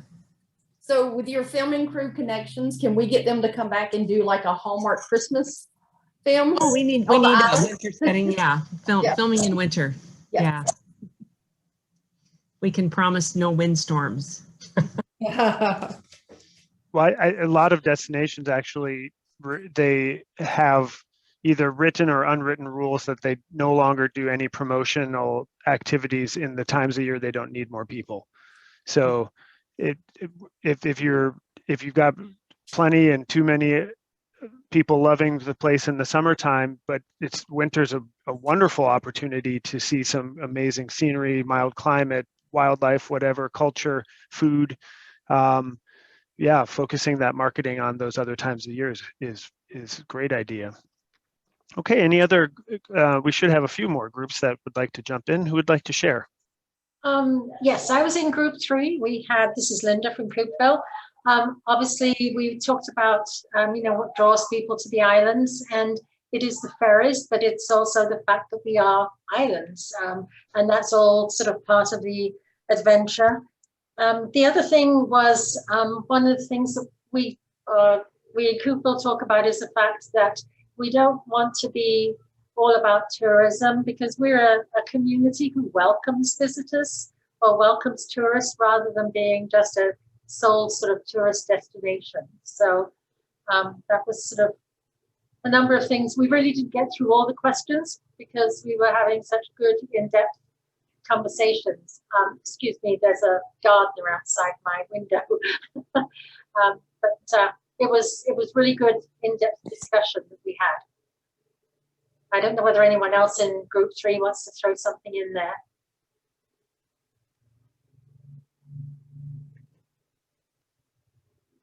In group 6, we talked about also how the small communities are like, what was the expression, Krista? Boutique communities? Yeah, sort of riffing off what another group said about island time. We have small towns, boutique towns, or even, yes, we have Oak Harbor as a city, but that's even a smaller city, more of a boutique city. And the smaller towns, smaller stores, smaller restaurants, all of this, and the 2-lane roads. So there's island time, the mentality, but it's also driven by the physicality of what we have here. So again, that instead of saying small, we prefer boutique. Thank you. Love that. Okay, which other group would like to jump in? This is Jessica with group 5, I think we were. I think we can echo a lot of what other people were saying, but the outdoor recreation, I think, unites everybody. I think we have what everybody is looking for. People want to get outside, like we heard about the app before.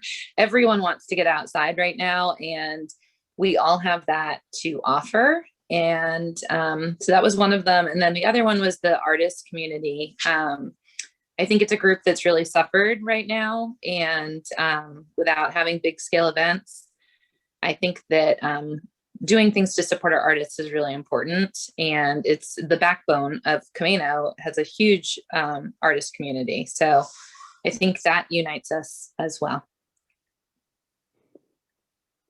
Really One thing that wasn't brought up by any other group, this is Inga, and it's worth discussing, is that we have managed to maintain the traffic on the island pretty much, and it sounds like everywhere else as well, through local visitation. And I think it's important to think about how much value the local tourist has to our destinations, because they come back over and over again, whereas somebody coming from another state, another country, may visit here once or twice, but they don't necessarily come back on a monthly, bi-monthly, or even a biannual basis. So it would be great to be able to keep our newly acquired customer base. Great point. We'll just say that hopefully they'll talk about it, though. Yeah.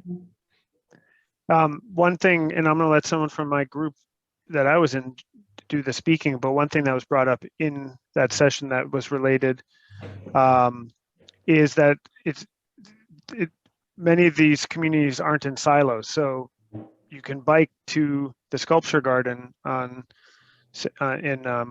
Roche Harbor. You can, as I did, bike to I can't remember what it was called, but somewhere on Camino Island, there's a sculpture park there that I bike to. And so agritourism is happening. A lot of that's outdoors, but it's culinary related. And so I think a lot of these, what I think is so attractive about the island region is that you're doing a lot of these things combined, and it's just a really special way to experience that destination.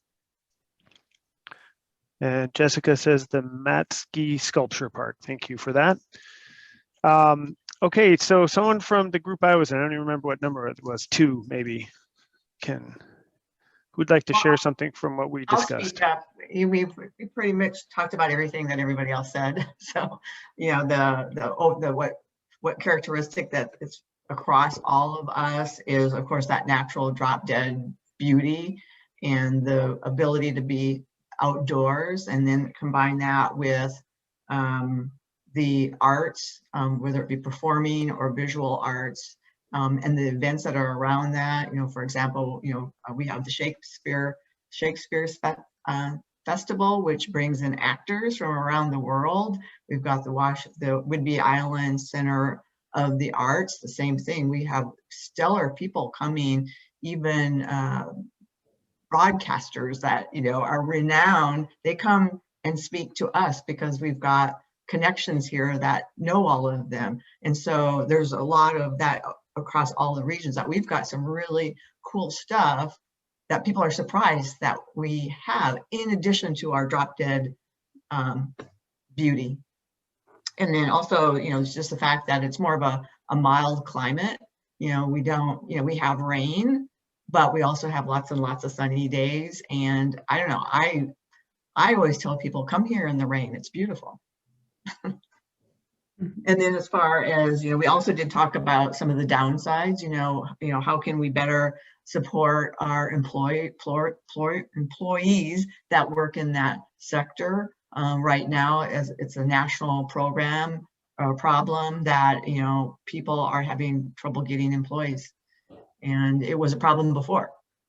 And some of that's relating to the fact that we don't have housing that they can live in. Right.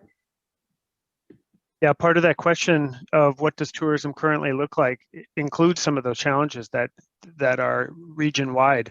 And as we talked about in our small group, there are many other areas that are suffering from some of the same challenges, and we can learn from what they're doing and how they've solved it, and pick and choose what's going to be most appropriate to employ in your region.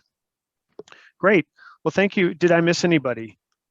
I don't actually know how many groups we have, so if we miss somebody, please speak up now. I was just going to say, I didn't hear, and I just thought of it when you said agritourism. Lots of our visitors are coming and want to visit the farms. Yeah. That'd be a good thing for the app, Matt. Farms. Linda Echols, don't you have people that stop in at the chamber and say, where are some farms? I want my kids to see them. I'm sorry, repeat that, Sharon. I heard. Don't you have people coming into the chamber sometimes saying, we want to find some farms because we want our kids to experience that? Oh yes, yes, we do actually. We do. It's to a lot of people, you know, especially Seattle area, etc. That's really a pretty popular question with us, especially in the past when we used to have a really good brochure on the farms, and sadly the reserve couldn't print anymore due to funding. But it's people like to see the agriculture here. They love to show their children how, you know, vegetables grow, that they don't come out of a refrigerator or a freezer. And when we had the open farm tours, I think anyone that participated in those, Sherry, you know, the open farm tours throughout the islands was very popular. I see a couple of hands raised. Kendra?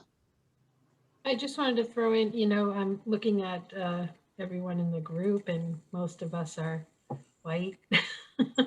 And one of the key things I think going forward is to really think about diversity and inclusion, and a real big factor in that for here in the islands is from the cultural resource perspective is a focus on Coast Salish and their role in this region and how they have lived here and survived in these islands. There's some great opportunity, expansion opportunity that might encourage more diverse folks to come visit. Love that. Thank you, Kendra. And Chelsea, your hand is up as well. Yeah, and Kendra, I think housing is also just a huge, it's an access point there, and specifically rental, like low, not just land, obviously land and owning a house is up there, but as someone who has only rented my entire life, it's a way to kind of figure out if the community is something you want to be a part of, and it creates, more options, and that's big. So what I wanted to add was about farms. Something specific about Lopez is this, farming is not a vacation for the farmers, and it's also private space for them. So really having a lot of language about what it means to go to a farm and reaching out prior to that. And I'm really interested in regenerative tourism, so not just consumer based, but stewardship, and how can we change hands and have information that isn't within the capitalist structure, but also within just a community structure. Obviously, I think anybody who visits it anywhere should be buying things as well, because that's how we live. But I'm interested in the stewardship and the information about what it's like to actually live, and specifically how hard it is to live and be a farmer. So that's what I wanted to add.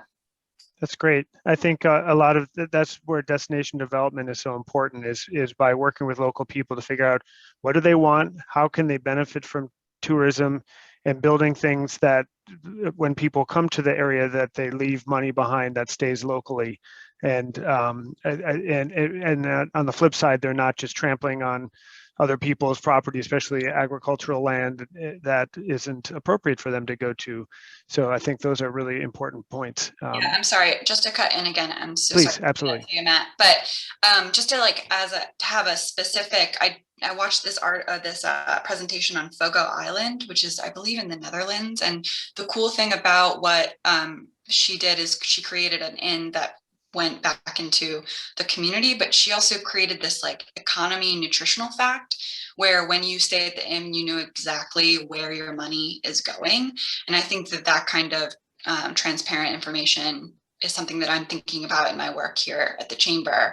But it's also a fun way to see how you're impacting in not a pejorative way, and just being a part of that exchange as a consumer and a tourist. One really quick thing, Dan, and for the group, next on June 14th, there's a quick little plug. We're having an agritourism webinar on June 14th from noon to 1:30. We have a couple of national experts coming. We're also featuring a couple of people from Orcas Island, from the Lum Farms and Kingfish Inn.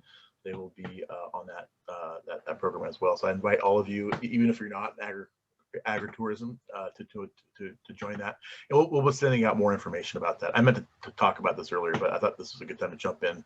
So agritourism is a big part of what we're doing here. Excellent. Yeah, Fogo Island's actually in Newfoundland, in Canada. So another island. Perfect, great case study. I should have used that one, Chelsea. Thank you for that. Michelle, your hand is up as well. Oh, you're on mute. Sorry about that. Thank you. There was somebody a couple talks back that they had this great map, but they could no longer print it. And it just got me thinking, maybe that's a way that we could get that information shared amongst guests on everything we're talking about is going to those IQ codes. I know that's something with COVID, all the restaurants have really had to go. I know nothing about them except for how to use them.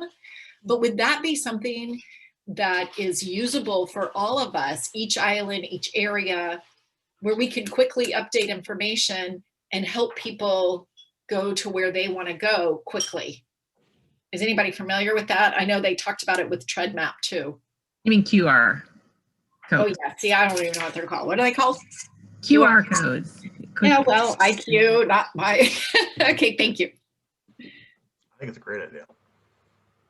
Yeah, the one challenge with QR codes, and Matt brought this up when he was talking about TRED, is just whatever it links to either need, the cell coverage isn't perfect everywhere in island region. So that's the only challenge is if you have a QR code somewhere where there isn't cell coverage, then it like if it links to a website, it wouldn't work.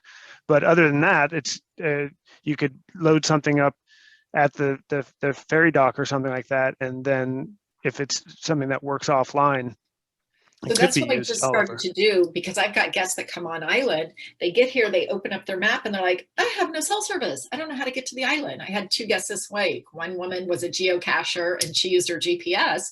The other one said, let's just travel. We've got to find it at some point. But can you, with a QR code, like, could we post it on something that's bringing them to the island? Mm-hmm. And then they do it from their computer before, and we let them know, hey, you may want to do this because of cell service. Mm-hmm. Absolutely. Great idea. And is it something that's expensive to do, QR codes? Does anybody know? No, I think it's just a plug-in. Yeah. But I think, Michelle, I'd be happy to talk with you more offline specifically because we're Lopez centric, but something with QR codes I want to think about too is that everything that it's linking to has to be updated. And I'm a part-time, office of one. And so, and I know I'm sure a lot of people are in similar situations. So our bandwidth is a little bit limited to making sure that information is always updated. But I think it's a really smart way to get all the information together. So yeah, Michelle, we've talked a bunch, but I'm happy to dig into that with you. Awesome. You're great at doing that calendar too, where everybody can self-monitor and self-do it. That's really what we have to do, is not rely on one person, but come together as a community to keep these things up and rolling, to make it easy for locals and tourists. Yeah, and shout out to Deborah. I've definitely taken a lot of copy from your website and make sure I can disseminate that information. Cool. Thanks. Well, that was all I wanted to ask.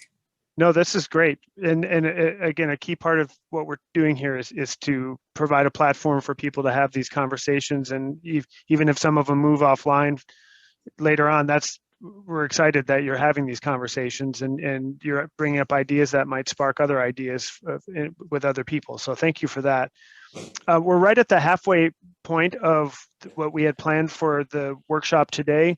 And so want to give you some time we did take a small break at the beginning of our breakout group, but I want to give you another break here, 15 minutes to do whatever you need to do on breaks. Use the restroom, visit with family, do a short cardio workout, whatever it is that you do.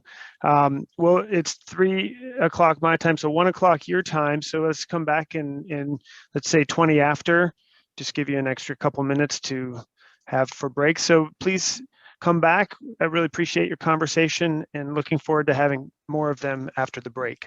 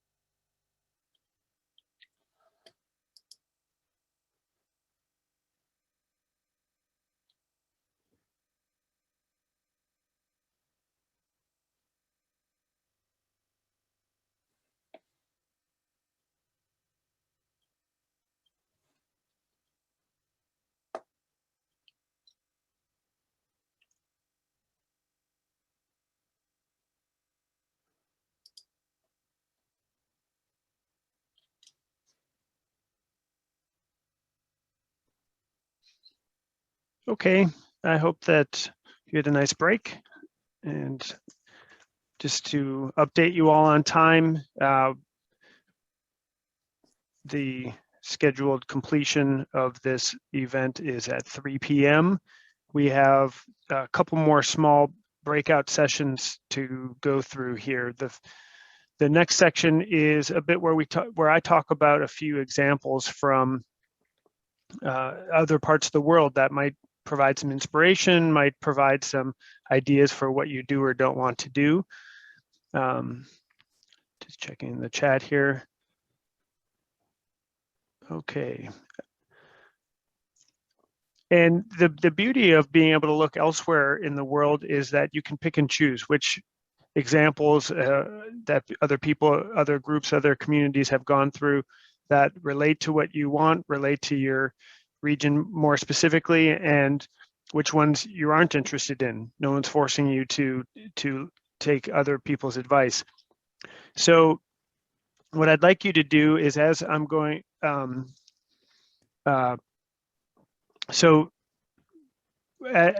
going to be sharing some examples from other parts of the world, like I said, and there's going to be some terms that we've been talking about in this whole workshop that I just want to make sure that we're on the same page with what I believe the definitions of these words are about.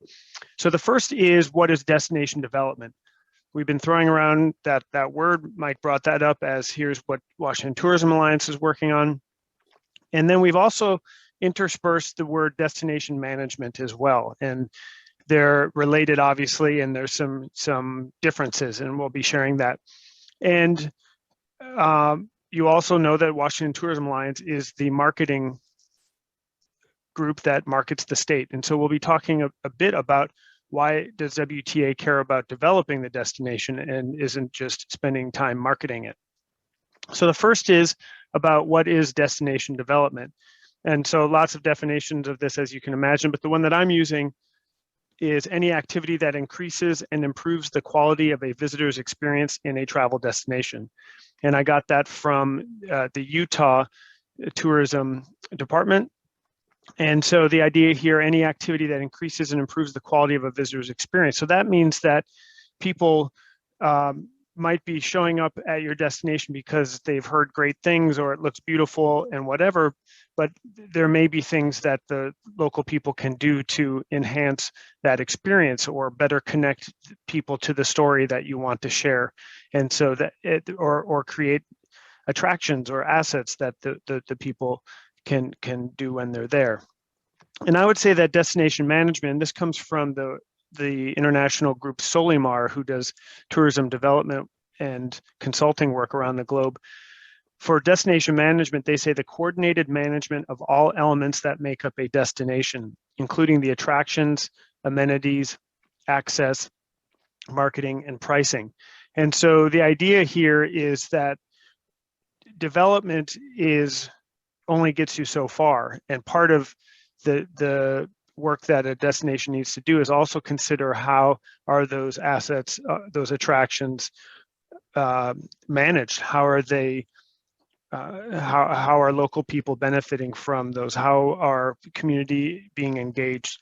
And then, of course, there are controls that the community has in terms of limiting access, in terms of how it's marketed, in terms of setting pricing that matches the usership that you're looking for. In a solid destination management program is not just about heads and beds. This was one of the metrics that many destinations have used in years past to determine whether they're achieving success. Oh, we got X number of more people to show up here. We must be doing a great job. And another international organization, Sustainable Travel International, says, left unchecked, tourism growth and development can harm the destinations that we love. I don't think I needed to put that quote in there. I think everybody on this call is well aware of how that can happen, and to some extent is happening in your region already. And so that's where I think it's really important that we balance the idea of developing with management in mind. So you all may choose to continue to develop your destination, but in ways that help protect the local communities. That's the aesthetic quality, the cultural aspects, and the environmental aspects as well. And make sure that when the travelers are visiting your area, that they are leaving behind revenue for small businesses and for businesses that Matt brought up that invest in conservation, invest in the local communities that are often based in your community as well. And in terms of why Washington Tourism Alliance cares about this, well, I think you pretty much heard from them, but I think it's really important to acknowledge that coordination between all the regions in the state will make a more compelling portfolio of experiences to attract visitors. And this will also direct greater resources towards solving the state's shared challenges. So again, Washington Tourism Alliance might be in the bucket of a marketing organization, but it's really important for the state to have this compelling and to some extent cohesive, and even though each region is unique, there are still aspects that tie our whole state together.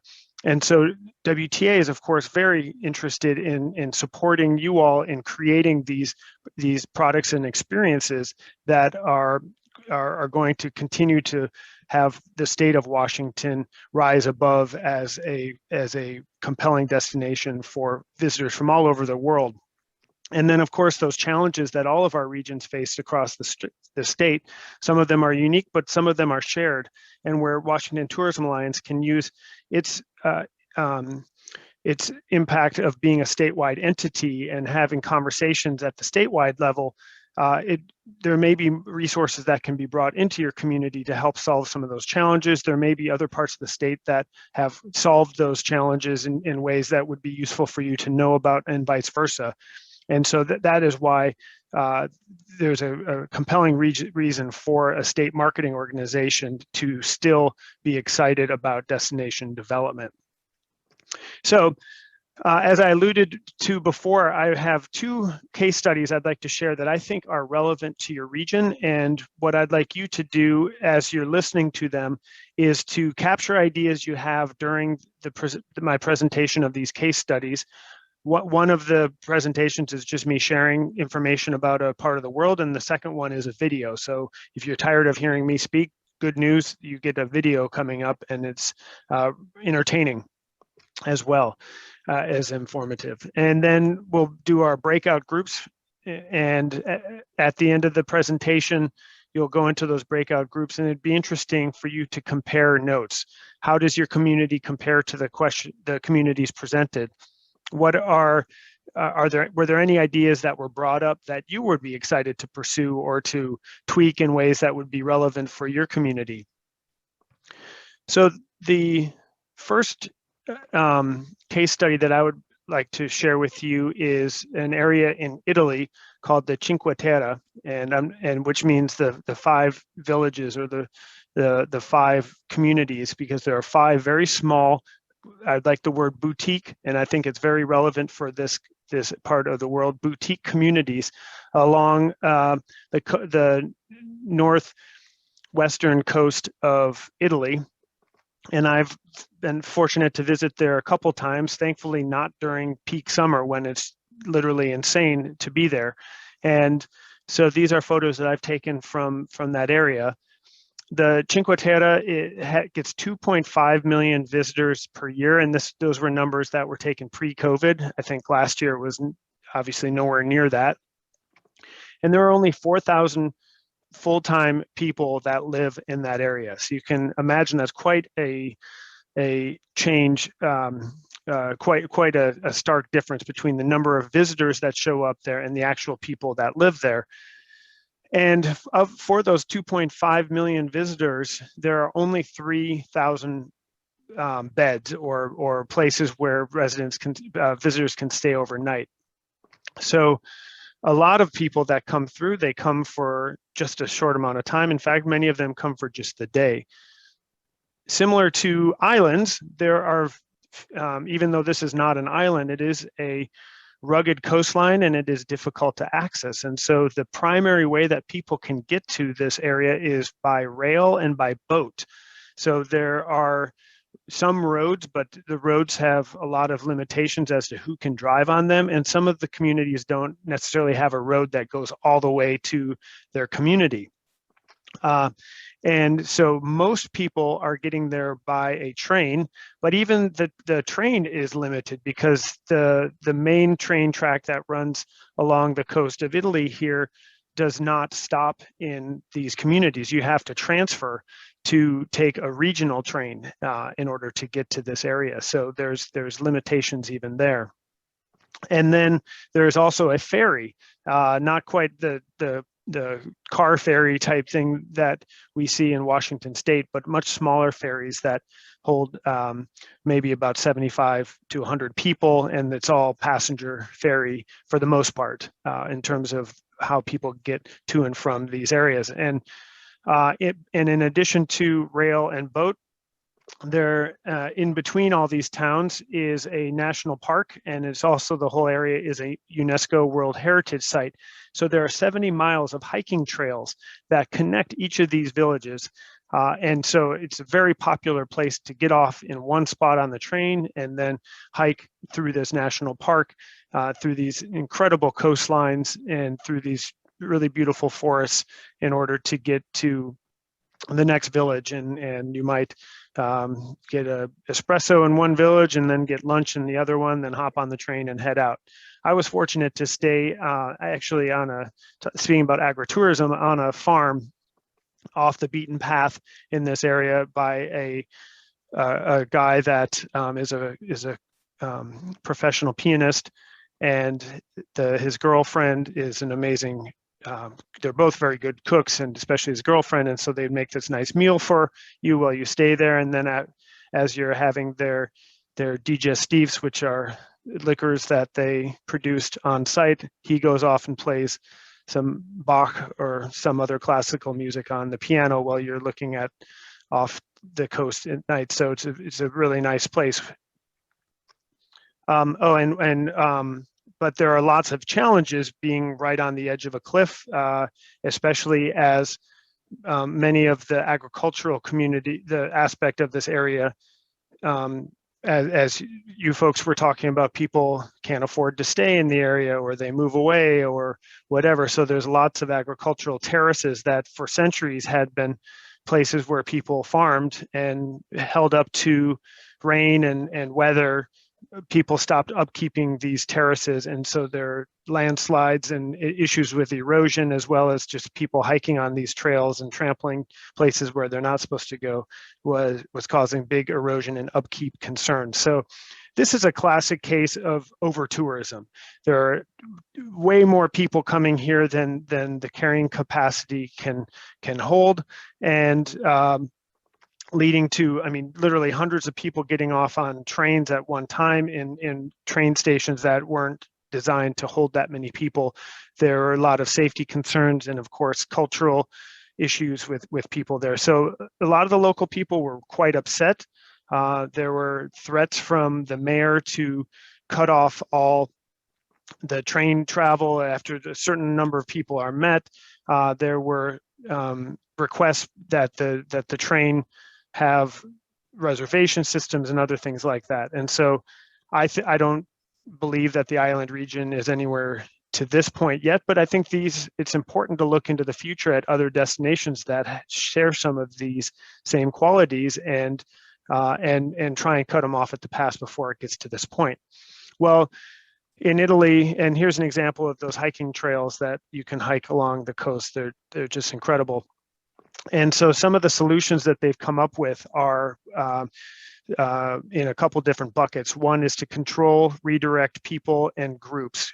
And so they have come up with real-time info on where tourists are coming. I think they could benefit from TRED there. So Matt, when you're ready to go expand internationally, I suggest reaching out to folks in the Cinque Terre. And they're floating a reservation system, which would allow you to buy a card ahead of time in order to enter the national park. And as I mentioned, there's requests to limit the amount of people that can come through on train. So that could be also through a reservation system as well.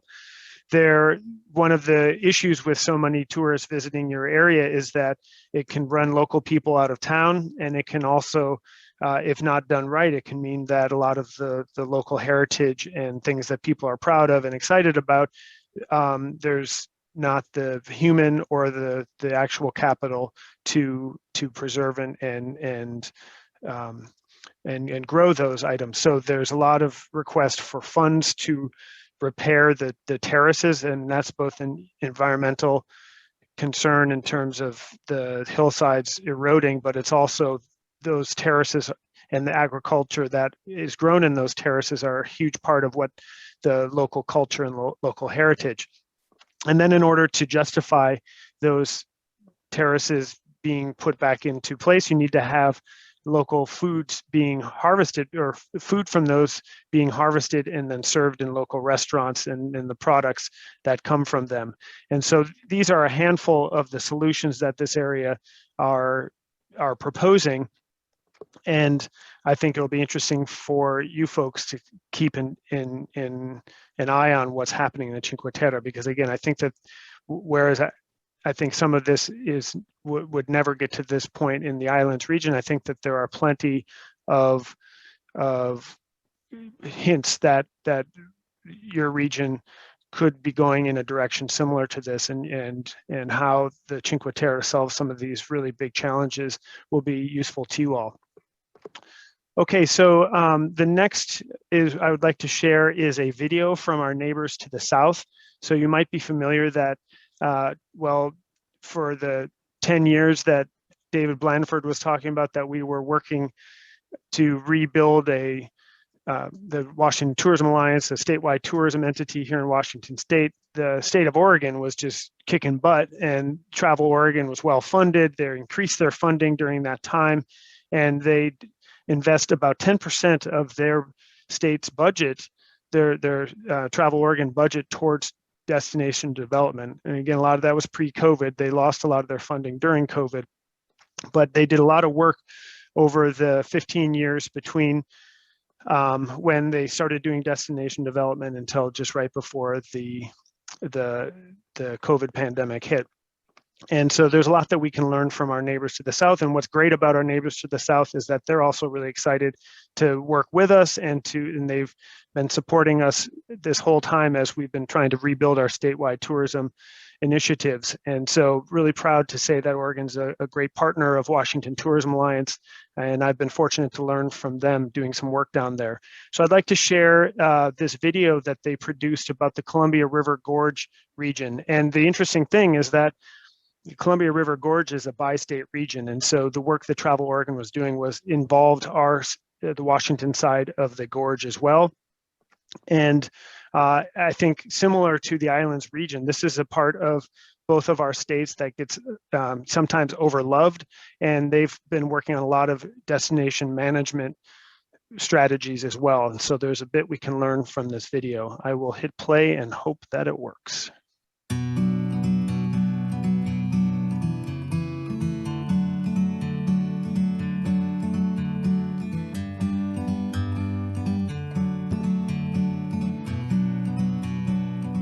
What I love about the gorge is the landscape is unlike any place else. Yet within this landscape are communities that really have forged their own identities. For me, it was that incredible dripping wet forest and then true desert, and to have that all in one little national scenic area is pretty spectacular. You're doing ordinary, everyday things, and you have this spectacular view. You're looking at Mount Hood and Mount Adams. We're 40 minutes from an international airport, but you can come out and be in wilderness in a very short amount of time.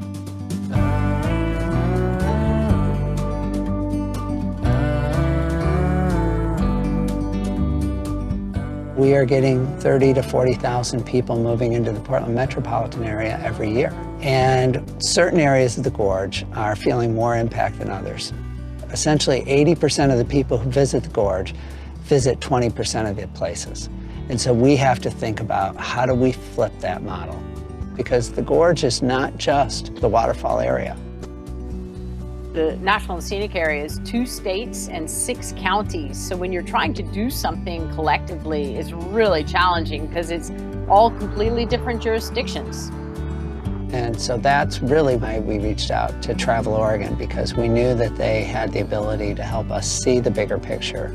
And we knew if we could do it right, it was going to conserve lands, it was going to enhance recreation, and it was going to support the communities. After our year of meetings, we realized we needed to have a formal entity that this would live on in, and we created the Columbia Gorge Tourism Alliance. And so we've launched several programs that are really helping lay the future for gorge tourism.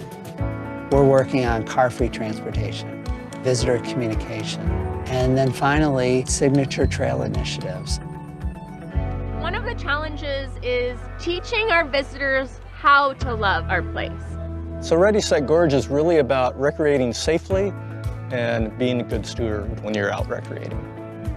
We've developed a brochure that has been made available to businesses, to all of our agency partners. There's the Trail Ambassador program. There's nothing like contacting visitors right where they are starting to recreate. We've been here for a couple of hours already and we've met almost 200 people. Do you have any picnic food recommendations on the way? There's people who come and they just heard Multnomah Falls was a place to stop at. Once they stop and talk to us for a few minutes and we start talking about the different communities, they're encouraged to travel further and linger longer. As a visitor somewhere, I hate driving. And what we've learned is that if there is transit, they will use it. And that's what has been the experience with the Columbia Gorge Express. You can now get on a bus from Portland and get to Cascade Lock and to Hood River without driving your own car. That is by far the most exciting thing. Maybe I'm too excited about this. And it connects our communities. The major components of this car-free experience are trip planning itineraries, where you can learn what public transit you can use to get where you want to go, e-fare, so that's just one click, you buy a ticket. And then also linking together all of the active transportation modes, like walking and biking, with the public transit. In a way that transportation becomes part of the joy of the experience.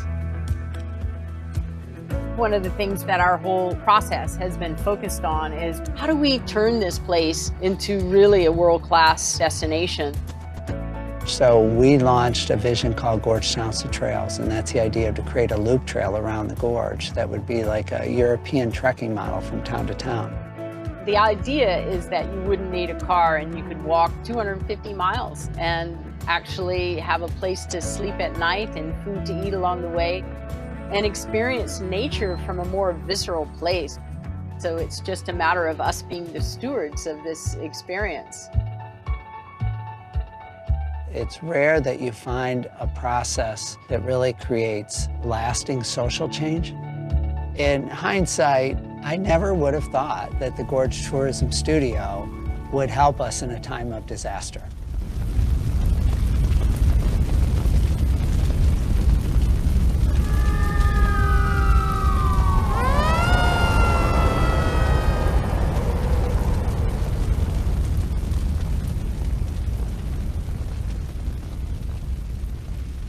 The Eagle Creek fire truly impacted every single person in the gorge.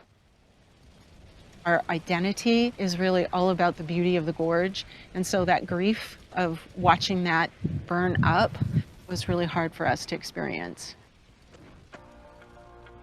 Many of us felt helpless. Well, what we found was the studio was a boot camp for this disaster that we faced, and the partners of the tourism studio mobilized in ways that we couldn't have imagined. There was that trust that had been built. We had a feeling that we could call the fire chief, we could call anybody, and it's an ally. These different groups in our region came together to put together resources to help businesses like mine communicate the impacts of the fire and how to create a positive experience for our guests. And I think as we deal with future challenges, with transportation, etc., that network is going to be important again and again. We form a pretty strong team, and we're not alone. Even though we're this little tiny town, we're part of this larger group. And I think that's one of the things that will live on way beyond tourism, is we have each other's back. When you bring that many people together, you start to see the region that you live in a really holistic way. A place where we're protecting the natural and cultural resources, where our local economies are vibrant, and our visitors have rallied to the call of being good stewards in the gorge. That's my aspiration. People have always been part of this beautiful landscape. So my vision for the future is that that balance of people enjoying the place, respecting the place, that all of it continues. And it's going to get tougher every year, but every year we have more and more people who really care and want to do something to protect this. And that's what we have to count on.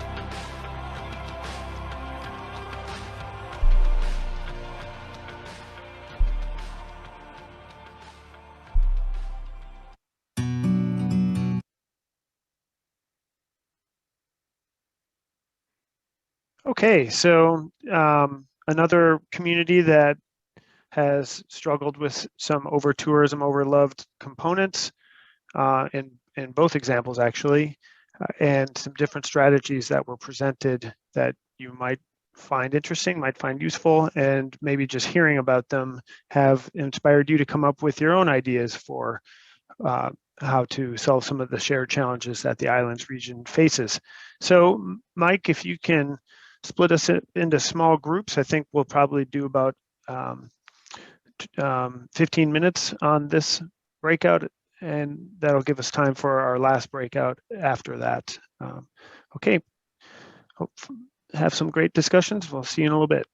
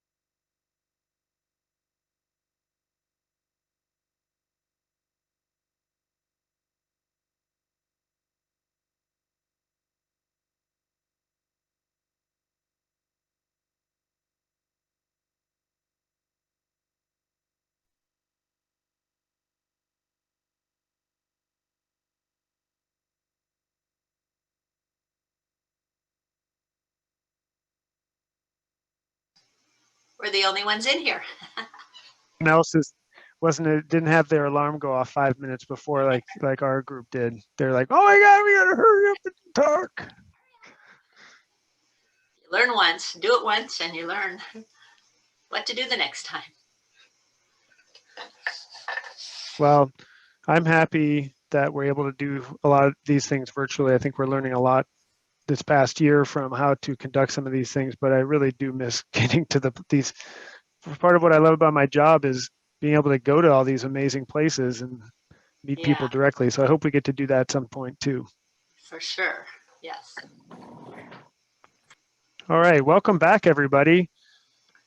We were just having a sidebar saying that everybody else must be having really intense conversations because you waited to the last second to get back here. So I'm excited to hear what you had to share. Either that or you forgot what you were supposed to talk about and you're just catching up socially, which is, you better, hopefully you'll share the gossip with us as well.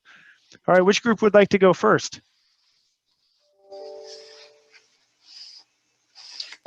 We'll stick with group one going. Okay, who's group one? So the last word to my group that I was saying as we were getting cut off is because of our area. I really like the trend map. The mapping of the island would really help us out. But what we were talking about is compared to what the presentation was looking at, we're kind of individual where it'd have to be like pockets, like the end-to-end hike. You could do that on one part of the island, but you couldn't do it on the other part of the island or be able to hit all the islands because you couldn't. I mean, well, you could if you had enough time to hike the entire island and then make it around over to Camino and then go over, but you're not going to get there by foot. We talked about, ideas of water taxiing, but then where can the taxi land depending on where you at? Is there a landing area, for it? Not. Different ways of having partnerships, have like the chambers, how we've come together as a partner and I'll work on different partnerships to see how we can, get very creative and make this happen. We would love to be able to just hike end to end, but there's definitely some challenges there. And I think you've really got our, what's the word I'm looking for? You really got our juices flowing. Our imagination is running wild now of things that we might or might not be able to do. Yeah, I'd like to add on to what Vicki said in our group. We talked about, the possibility of putting together an alliance like they did, alliance of our islands, rather than having each island working by themselves. The whole point of this is that, this is a regional approach, put together that alliance, and maybe with that alliance, then maybe we could discover some funds, because the funds are really important to this kind of effort. As you can see, I mean, they had substantial funds at the gorge. Yes, very good point. And again, I think that's, I mean, the unique component of the gorge example is that being two states, Travel Oregon was not shy to bring in, they recognized that the Washington side had to be part of the conversation and they wanted it part of the conversation as well. And it was really exciting to do this workshop down there. And the Washington side is bringing in Clark County into the conversation as well. And both sides were extremely excited to be on the same team. Clark County with the rest of the gorge, because they always felt like they were the gateway to the gorge anyway, and vice versa. Clark County brings in some resources and some to the conversation. And I think that's what we're doing here by calling this the Islands region. You've got an opportunity to build a platform organization like that you're talking about, Sharon, and you already have some foundational members of that have been working, as Sherry and Deborah brought up. They've already been working together on a lot of these things, and now there's greater inspiration and opportunity to build that, and with the WTA as helping to continue to organize that. That's really good timing. Who else? Erin, I think you were the spokesperson from Group 2, and I'd love to have you share what was discussed there. Yeah, so we kind of identified the 3 top things that we thought were similar between our regions and then the 2 case studies. and how we compare to them. So our first part was transportation, and we just really thought it was impressive on how these two case studies dealt with transportation and what sort of challenges we face in terms of transportation with ferries and then on-island transportation. In San Juan County, we don't have public transportation. We've got one transit that is pretty seasonal and is pretty limited in terms of how far it goes around the island and which islands it goes to. It's really just on San Juan. So that was just interesting, noting that there are similarities in transportation needs. Our second way we compare, something that stuck out to us was just the multi-jurisdictional nature of these regions. We have multiple islands, multiple towns, villages, and then these two other case studies also had multiple entities that they were working with. And so it was just impressive to be able to see them come together in a way that I think we hope to. And then secondly, a similar theme throughout the day has just been an overloved area, a place that is just getting too many people. There was one statistic that really stood out, that 80% of visitors only visited 20% of the destination. And how does that feed into over-tourism and just overloving a place? And we noted that in the islands, we can't necessarily spread people out too far. We do have limits to where we can help people explore. So just a similarity in the amount of people visiting a small destination. And then in terms of what we were excited to pursue, mirrored that first list. And the first one was transportation options, whether that means new transportation on island, some sort of subsidized public transportation. It again adds difficulty when you start talking about the ferries. We thought it was really great that there was just this bus that people could get on from Portland and get out to the gorge, and that would be so wonderful, but it's a little more nuanced for us. So trying to think about how we could help with transportation, the burden of transportation for our visitors once they arrive. And then that hopefully would be folded into our second idea that we're excited to pursue and have been trying to pursue, at least in the islands for a while, is a tourism master plan, tourism management plan. And how can we kind of blend the multi-jurisdictional nature of our destination and this idea that we are loving our place to death, or just over loving it. And so there's hope that a tourism master plan will bring together the multi-jurisdictional aspect of our destination, as well as address some of these problems like over-tourism and transportation needs and staffing, affordable housing, things like that. I'm happy this is being recorded. A lot of great ideas coming out all throughout this workshop. And so thank you for keeping track of them and sharing them with each other. Who is another group would like to share? I guess if we're going in order now, we can go with group 3. If there's somebody from group 3 that would like to present. I don't know what group number we were, but I'm delegated. So a lot of the same things, we're impressed with the transportation and the accessibility of that, and talking about how free or subsidized transportation options would declutter as far as vehicles an island, and how that would be really important. And I will be reaching out to someone from Island Transit to just hear how you did that.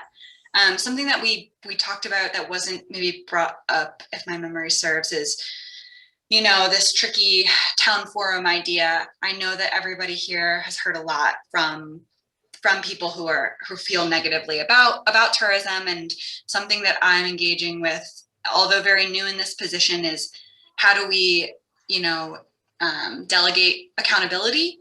And if somebody has something to say negatively, then how do they have ideas about sustainable and efficient approaches as well, right?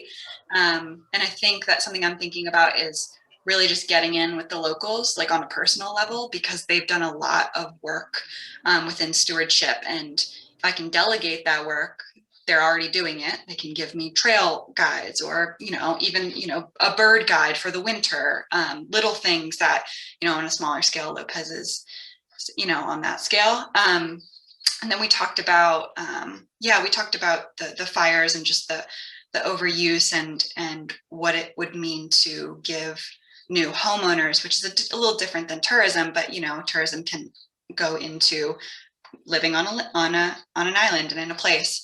How do we give information to new homeowners about you live here guide, right? Sustainable forestry, information about air ambulance so you don't get caught with a $20,000 bill. So things like that that provide information as well. I think that about covered it, but anybody else in my group can step in. Excellent. See, I think there's one, there were four, should be four I know groups. we're a group. Oh, Linda, you want to go? Sure, I'm number 4. I think we had a really good discussion. In fact, you cut us off. But we talked a lot about, we are we are all the islands. I mean, we are the sort of jewel of Washington State, we decided to call ourselves. But, working together was an exciting option. We talked about education, of what people come to our islands with the perception of what they want to do, and sort of providing some education of other things that they could see and do while they were here. We spoke about obviously the ferries and the transportation issue between the islands, although someone has a good inter-island ferry service, and how we can sort of move forward with that. And then we had a lot of discussion about trails and maps and apps, and how we can incorporate all that together. It was all actually really very exciting. I don't know whether anyone else that was on the call wanted to add anything to that. Steve, did you want to say anything else? Sure, I'll make a comment. Is that one thing I got from the video personally was that, when the groups make an effort to work together and find common ground, a lot gets accomplished. Mm-hmm. And I don't think there's been any lack of that, but if things change, and last year was a big change to a lot of normal practices. So it's a matter of re-engaging and getting back to doing what we were doing before, and listening to people, and not just assuming what has to be done or should be done. It's listening to what the demand is, what the local community wants, and what the visitors want too. And that includes the business community. And that's a really important part of why we do what we do. So that's something else to take into consideration. But Linda, thank you for your synopsis about our discussion. That's it. I think I might be the last group. Yeah, great. I'm just going to say something to Deborah. I wanted to make sure I'm on the same page with you on this, but in the past, historically, our working together has been primarily on destination marketing and in, reaching outside of our community together to tell a story with less resources, and tell an impactful story outside of the area, like to the international market or to outside of the state. But what's exciting about today is that we're looking more closely at each other and how we might, work together in ways that are about, ourselves, and how we just become a stronger destination and a safer and better place to be and live and visit. So I'm sort of excited about that. It's a little different.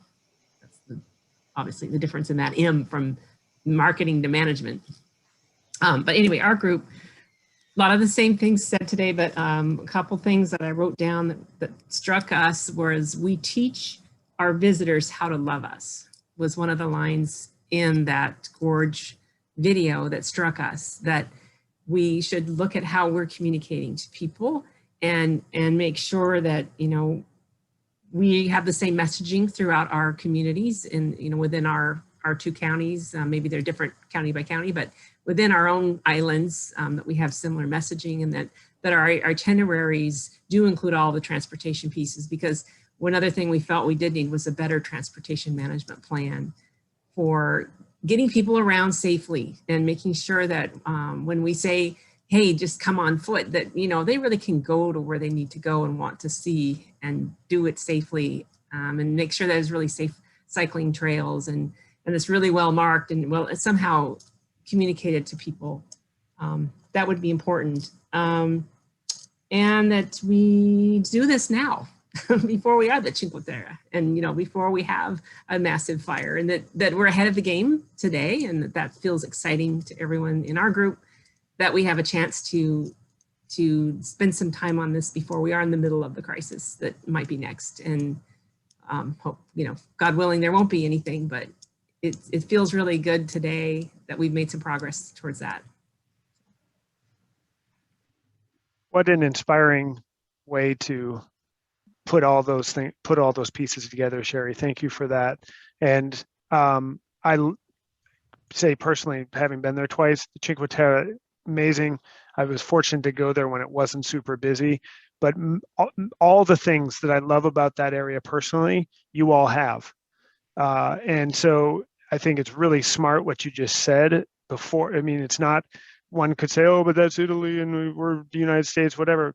You have all of those components and much more in certain aspects, honestly. And so it's only a matter of time. And it's so smart that, Sherry, that you're bringing this up, that you're excited about doing this right now. So very inspiring words. Thank you for that. Let's see, there was whose hand was up? Was that, well, Krista, yeah, go ahead, please. I think Amy also had her hand up as well, so you can jump in after Krista. Well, anyway, we were group 6. So, and we talked a lot of, what everybody has said. Seasonality and transportation is obviously a huge issue. And we might have to go to some different partners and work with them in a different way. So like, example here on South Whidbey, we've been trying to work with the city of Mukilteo to try to get some different parking solutions so that people can leave their vehicles there and come over on foot. We do have a public bus system that hopefully can be expanded in the future, but part of it is having a place to leave that car. Well, maybe we stop talking to Mukilteo. Maybe we have to work further down the highway system and come up with a different way. Maybe people aren't going to be able to park in Mukilteo. Maybe they need to, I don't know, park in Everett or Linwood, and then there's a bus that can bring them to the ferry. Do you know what I mean? Like maybe we stop knocking our heads against the same wall and start to look for some other partners and some other solutions. Because thinking about how people from Portland are getting to the Columbia Gorge, the Seattle metro area is a really important area for the islands. And going back to, what Inga said a little bit before, like we don't want to lose those new customers just because it's going to become more difficult to get here. And we do want to have the capacity to bring people from across the country and again, across the world in that 3 to 5 year recovery period, right? So what else can we do? Maybe it's time to start looking for some different solutions there.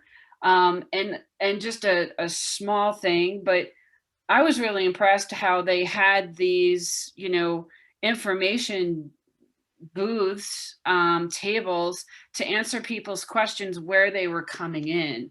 And I don't know about the San Juans, but I don't think Whidbey does a really great job of that.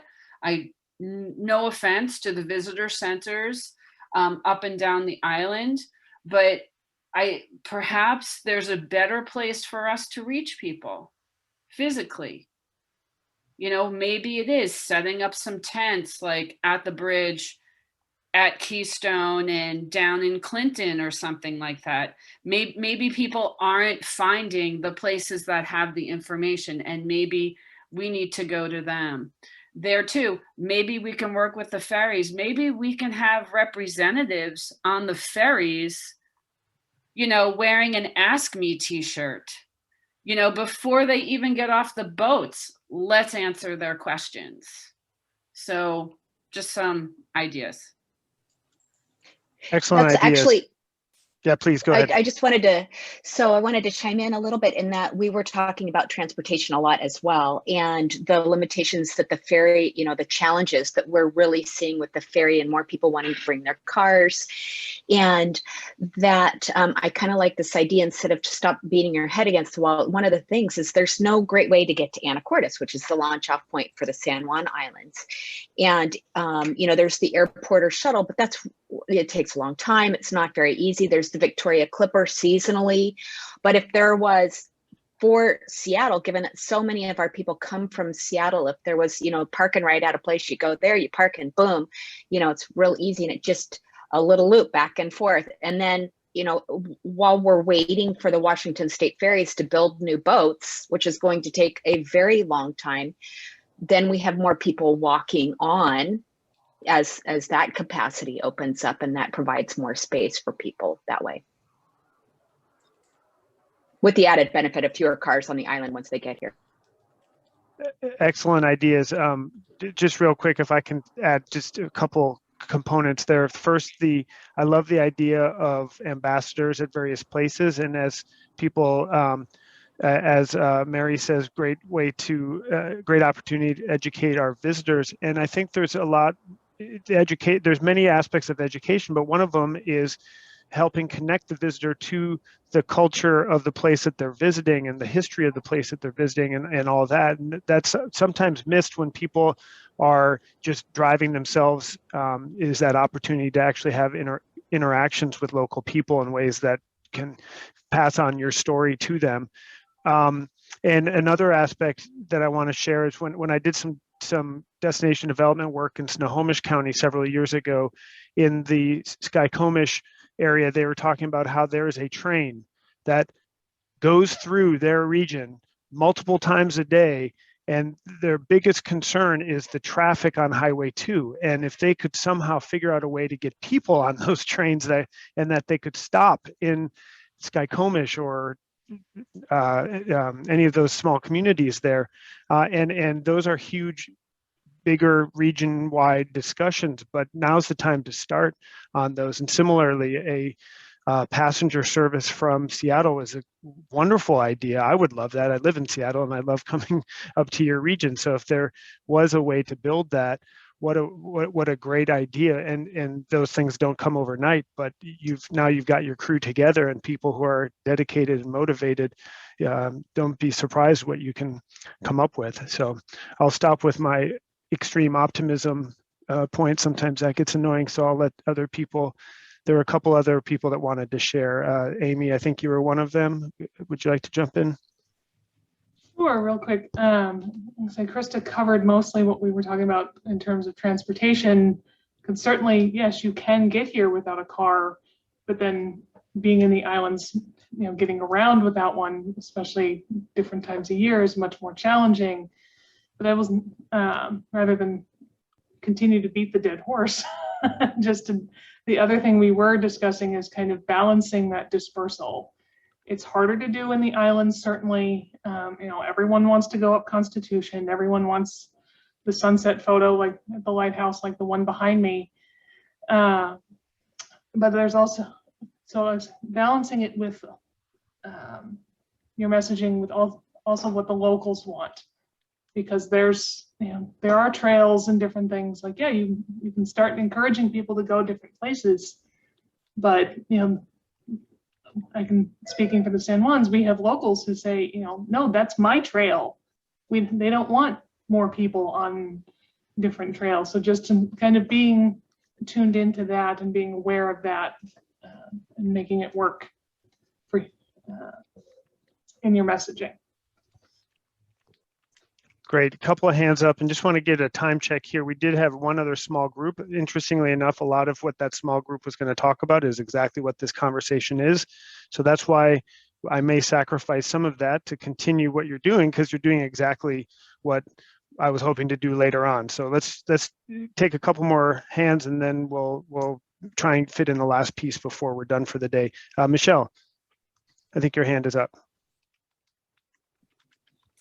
Two quick thoughts. One, if anybody's ever been to Glenwood Springs, Colorado, there's the Hanging Lake. And my husband grew up there, and we went back a couple summers ago, and he was floored to see that we had to take a bus. We couldn't just drive our car and be convenient, and change is hard for everybody. But once he and I did it, we totally got the benefit. And he being a local, but now a tourist, it is something that we have to do. So I was thinking of, going up to Constitution. Maybe it is something that we just start organizing, to help reduce, but we also make it a convenience that you're not fighting for traffic. You know, there are benefits to it. It's just making that switch. And then the other thing was, I just forgot. Somebody just said something a minute ago that made me think of something. Oh, I know what, about how the locals may not want things. Walmart has a wonderful ad out on TV right now. I don't know if you've seen it.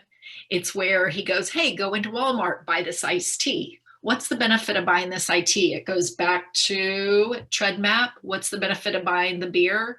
You're helping the community. The Walmart commercial is, go buy this tea. This tea is made in this little podunk town. Look, and then it shows all the people that it benefits. So these locals who are against it, getting them to somehow see, maybe or maybe not, how it is actually benefiting them, you know, giving them jobs at the grocery store or whatever. Anyway, it's just helping spread the word in a kind way and not a combative way that I think we can make progress on that front. Those of us in tourists, we've drunk the Kool-Aid, local people haven't. And so we have we have some PR work to do to make sure that, and also make sure that we are benefiting them. So really good points, Michelle. Matt, last word before we move on. Yeah, just a real quick example from Leavenworth, which is completely overrun with tourism, right? And what their chamber did, and the locals I know are like, this chamber is only promoting things, and we hate the chamber. New chamber director came in and decided to spend some money on outdoor recreation opportunities and trail ambassadors. So he encouraged local volunteer organizations made up of locals to volunteer as a trail ambassador for 1 weekend a month and train them and have a schedule, and then incentivize them to give back to their organization some money that they can go do good work locally. And it's just flipped the local perspective on its head. So I just wanted to throw that out. That's a great idea. Yeah, that's fabulous. Excellent.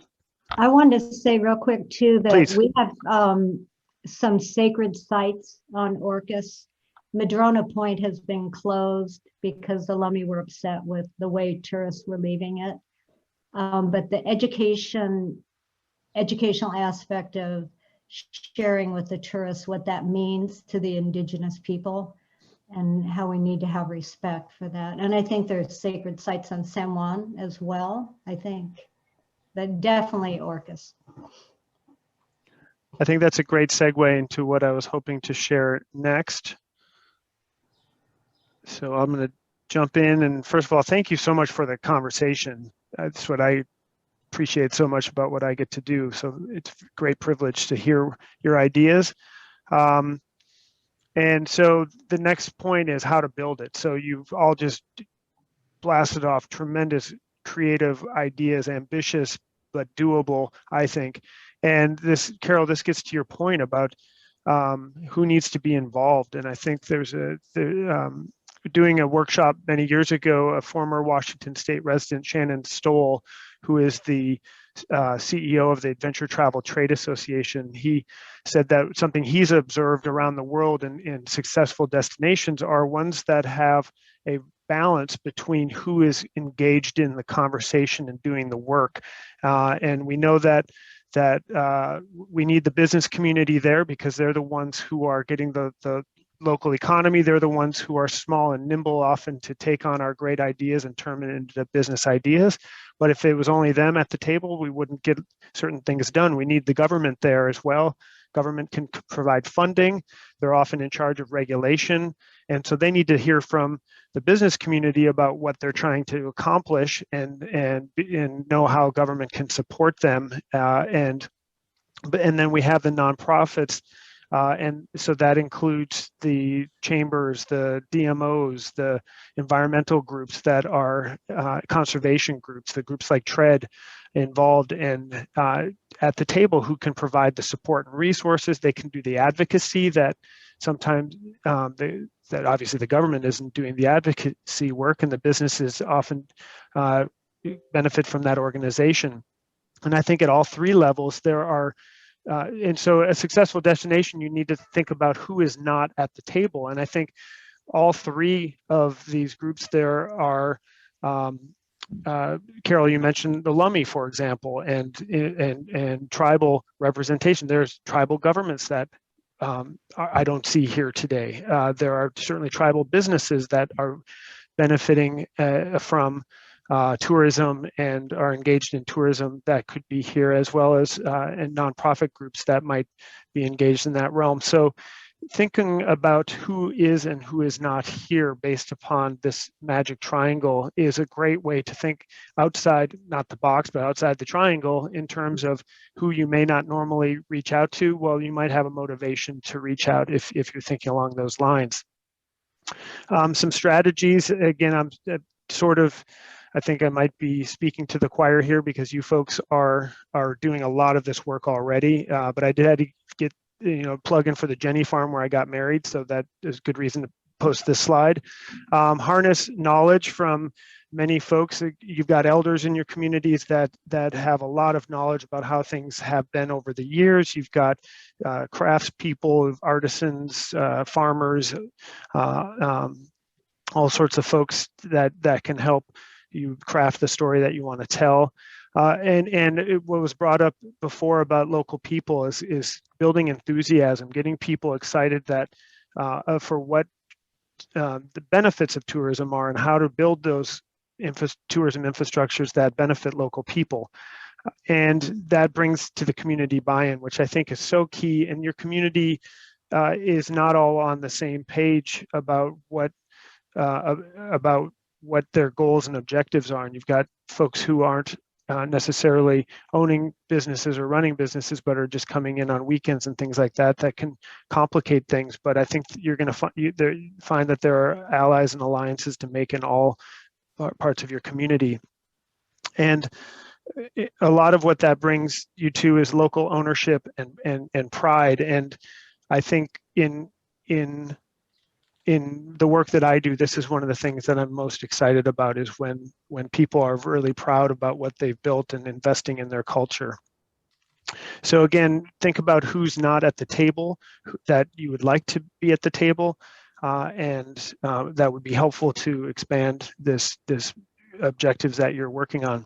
So the last thing, and we sadly don't have a ton of time, but I think we did at least get a great list of options in the last discussion, but what are the gaps, and specifically how can the Washington Tourism Alliance help? And I'm really excited that WTA is investing in this work throughout the state, and it's really, I think there's a lot that can be done, and WTA is at such a great spot in its history now to really listen to you all and evolve in ways that are going to be the most beneficial to our regions. So we'll do a quick 15-minute rapid fire discussion and focus specifically on brainstorm ways that WTA, the step 3 here, brainstorm ways that WTA can support your region to fill the gaps. If you can come up with just one idea that, we'll very quickly, when we come back together, share those ideas. Mike will take furious notes, and we'll all be super thankful with your creativity and your ideas. So Mike, I'm going to turn it over to you he's already on that. So join your room, and I'll see you all in 15 minutes.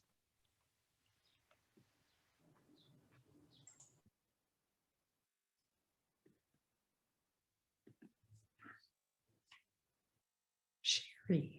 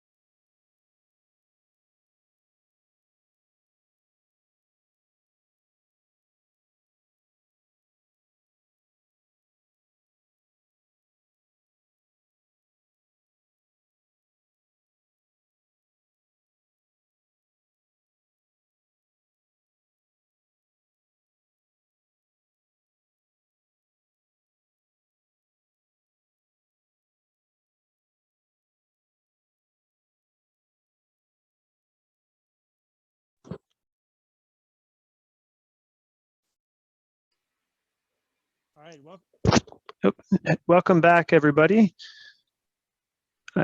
We have 10 minutes left of this workshop, and I do want to respect people's time. And I think that, as Mike said at the very beginning, I've heard this numerous times, this is just the beginning of this work, of these conversations, and I just feeling your energy multiple states away from you. I can feel the energy from this group. I'm confident that this work will continue with this group. So let's just jump in. If you can name your top, this came out of a way that WTA can support these initiatives. And if your idea was said, you can say double on that one. And if you have a second idea, you can share that. But let's just have each group share one to start off with. So group number one, I really like the idea of training the guides for tours. Okay, great. Got that, Mike? Okay, next group.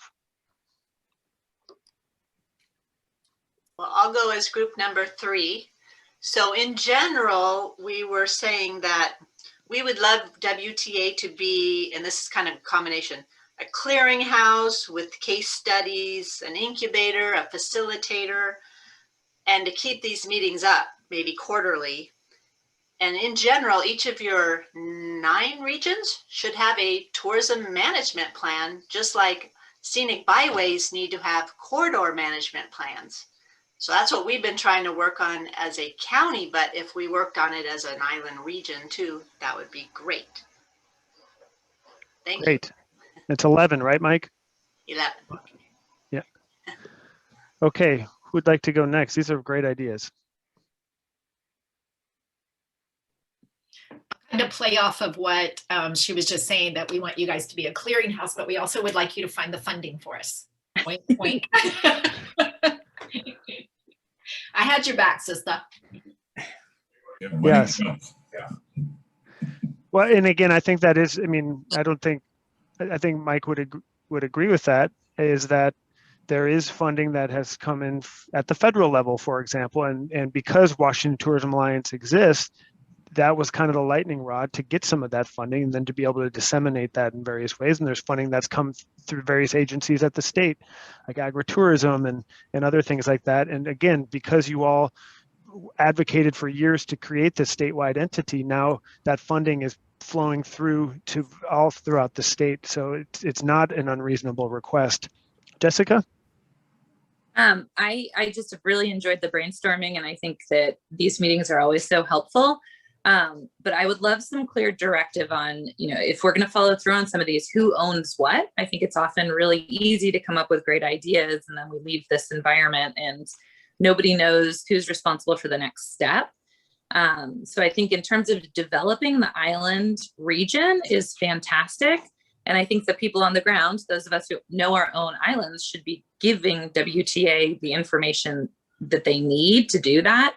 But I just love to see some clear, what are the top 5 things you need from us to get that done? Great ideas. Great thoughts. Thank you, Jessica. Dave? Yeah, I'll just piggyback on, sorry, lower my hand. I think bringing the group together is really important. This was a very helpful event. And we talked also about trying to diversify the group that's here. Maybe that is looking at some of our tribal partners and other interested parties. There's work being done with the National Maritime and making sure that our tribal partners are also at the table with that. Yeah, the maritime areas. We are running out of time, but I was going to ask, is anybody involved in that? I've been sitting in on their marketing group, and I've noticed a lot of the people who are participating in that heritage area are on the peninsula. And I asked this last time, do we have more people on the islands? And they said they've had a hard time reaching out, and I promised that I'd bring it up at this meeting.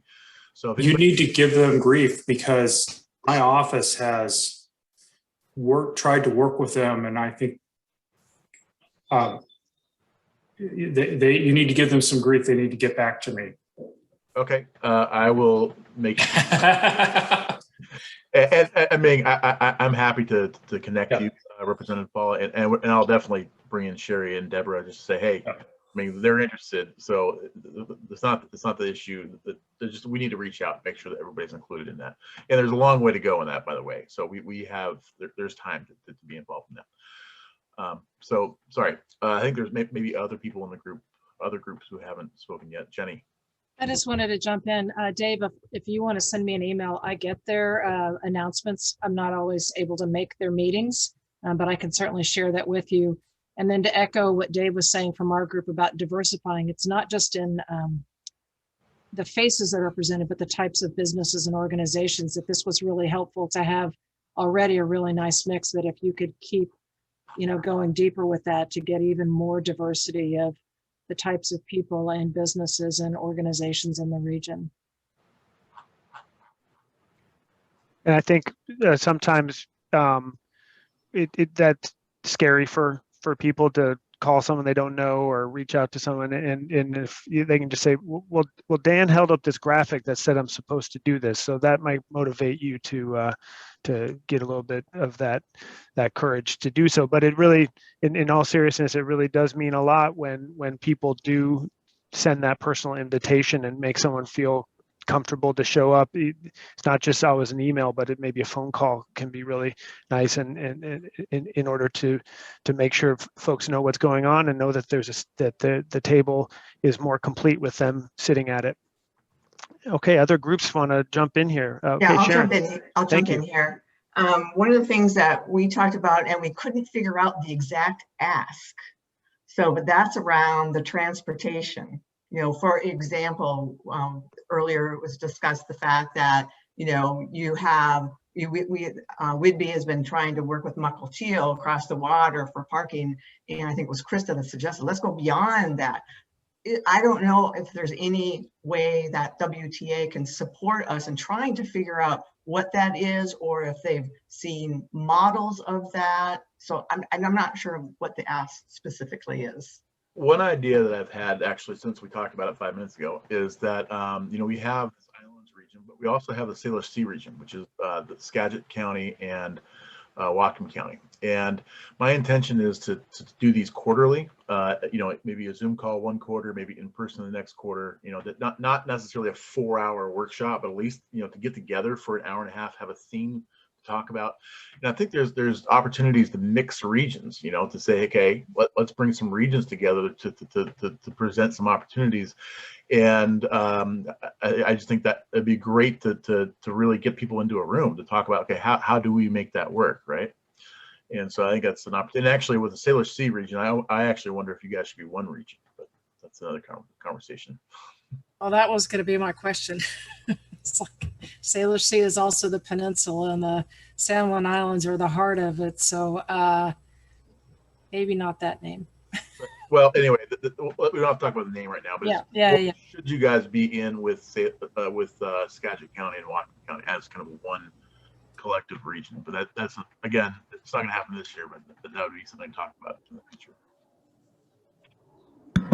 I think just to add to that, Mike, we did work in that capacity in a marketing way, but I love that just the islands right now are talking for the first time about management and development together, and because we have some really unique things about islands.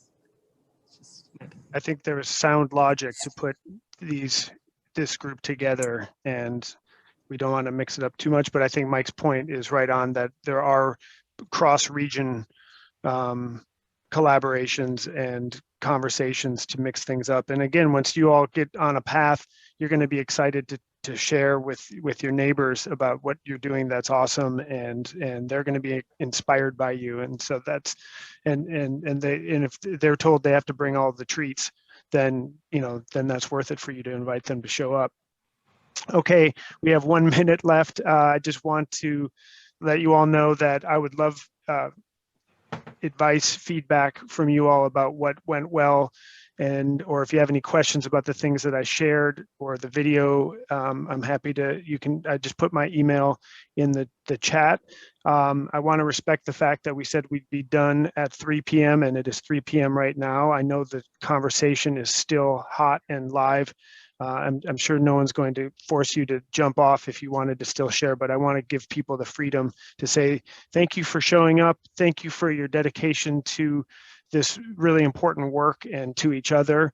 And thank you for teaching me so much in these conversations, and look forward to the next conversation. And Mike, thank you for hosting this and inviting me to be a part of it. Yeah, thank you, everybody. This was amazing. It's amazing how you think, oh my gosh, 4 hours, but it just flew by. And I am very energized, and I can't wait to get back to your region. And like I said, this is the beginning of the conversation. Like I said, like do these quarterly, and then we will have a larger kind of program that there are actionable steps, and and there's grant funding behind that. So great first conversation, and we look forward to talking with you again very soon. Yeah, thank you, Mike and Dan. And is there a way, do you guys know, we had a list of who was going to be here, but do you have a list of who actually showed up so we can follow up with those people specifically? Yeah, I think so. I'll have to learn some things on Zoom, but yeah. Well, thank you to all the Islanders who showed up and helped in the conversation. This is great first step. Deborah, Sherry, thank you for organizing. Yep, thanks you too. Great workshop. Thank you.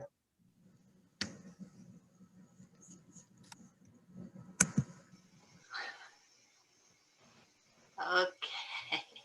That was great. Thanks again, you two. That was great. That was great. I wish we had one town council member. That was Steve Huschebeck. And Jamie, the councilman, Jamie Stevens wants the recording. He's heading up the LTAC and the tourism management plan. So once I get that, I'll forward it. I'm sending the recording out to the entire list of everybody who signed up. Okay, that's great. Yeah. Then you can send it on to sure. For those of you who are able to join us, basically. Thank you.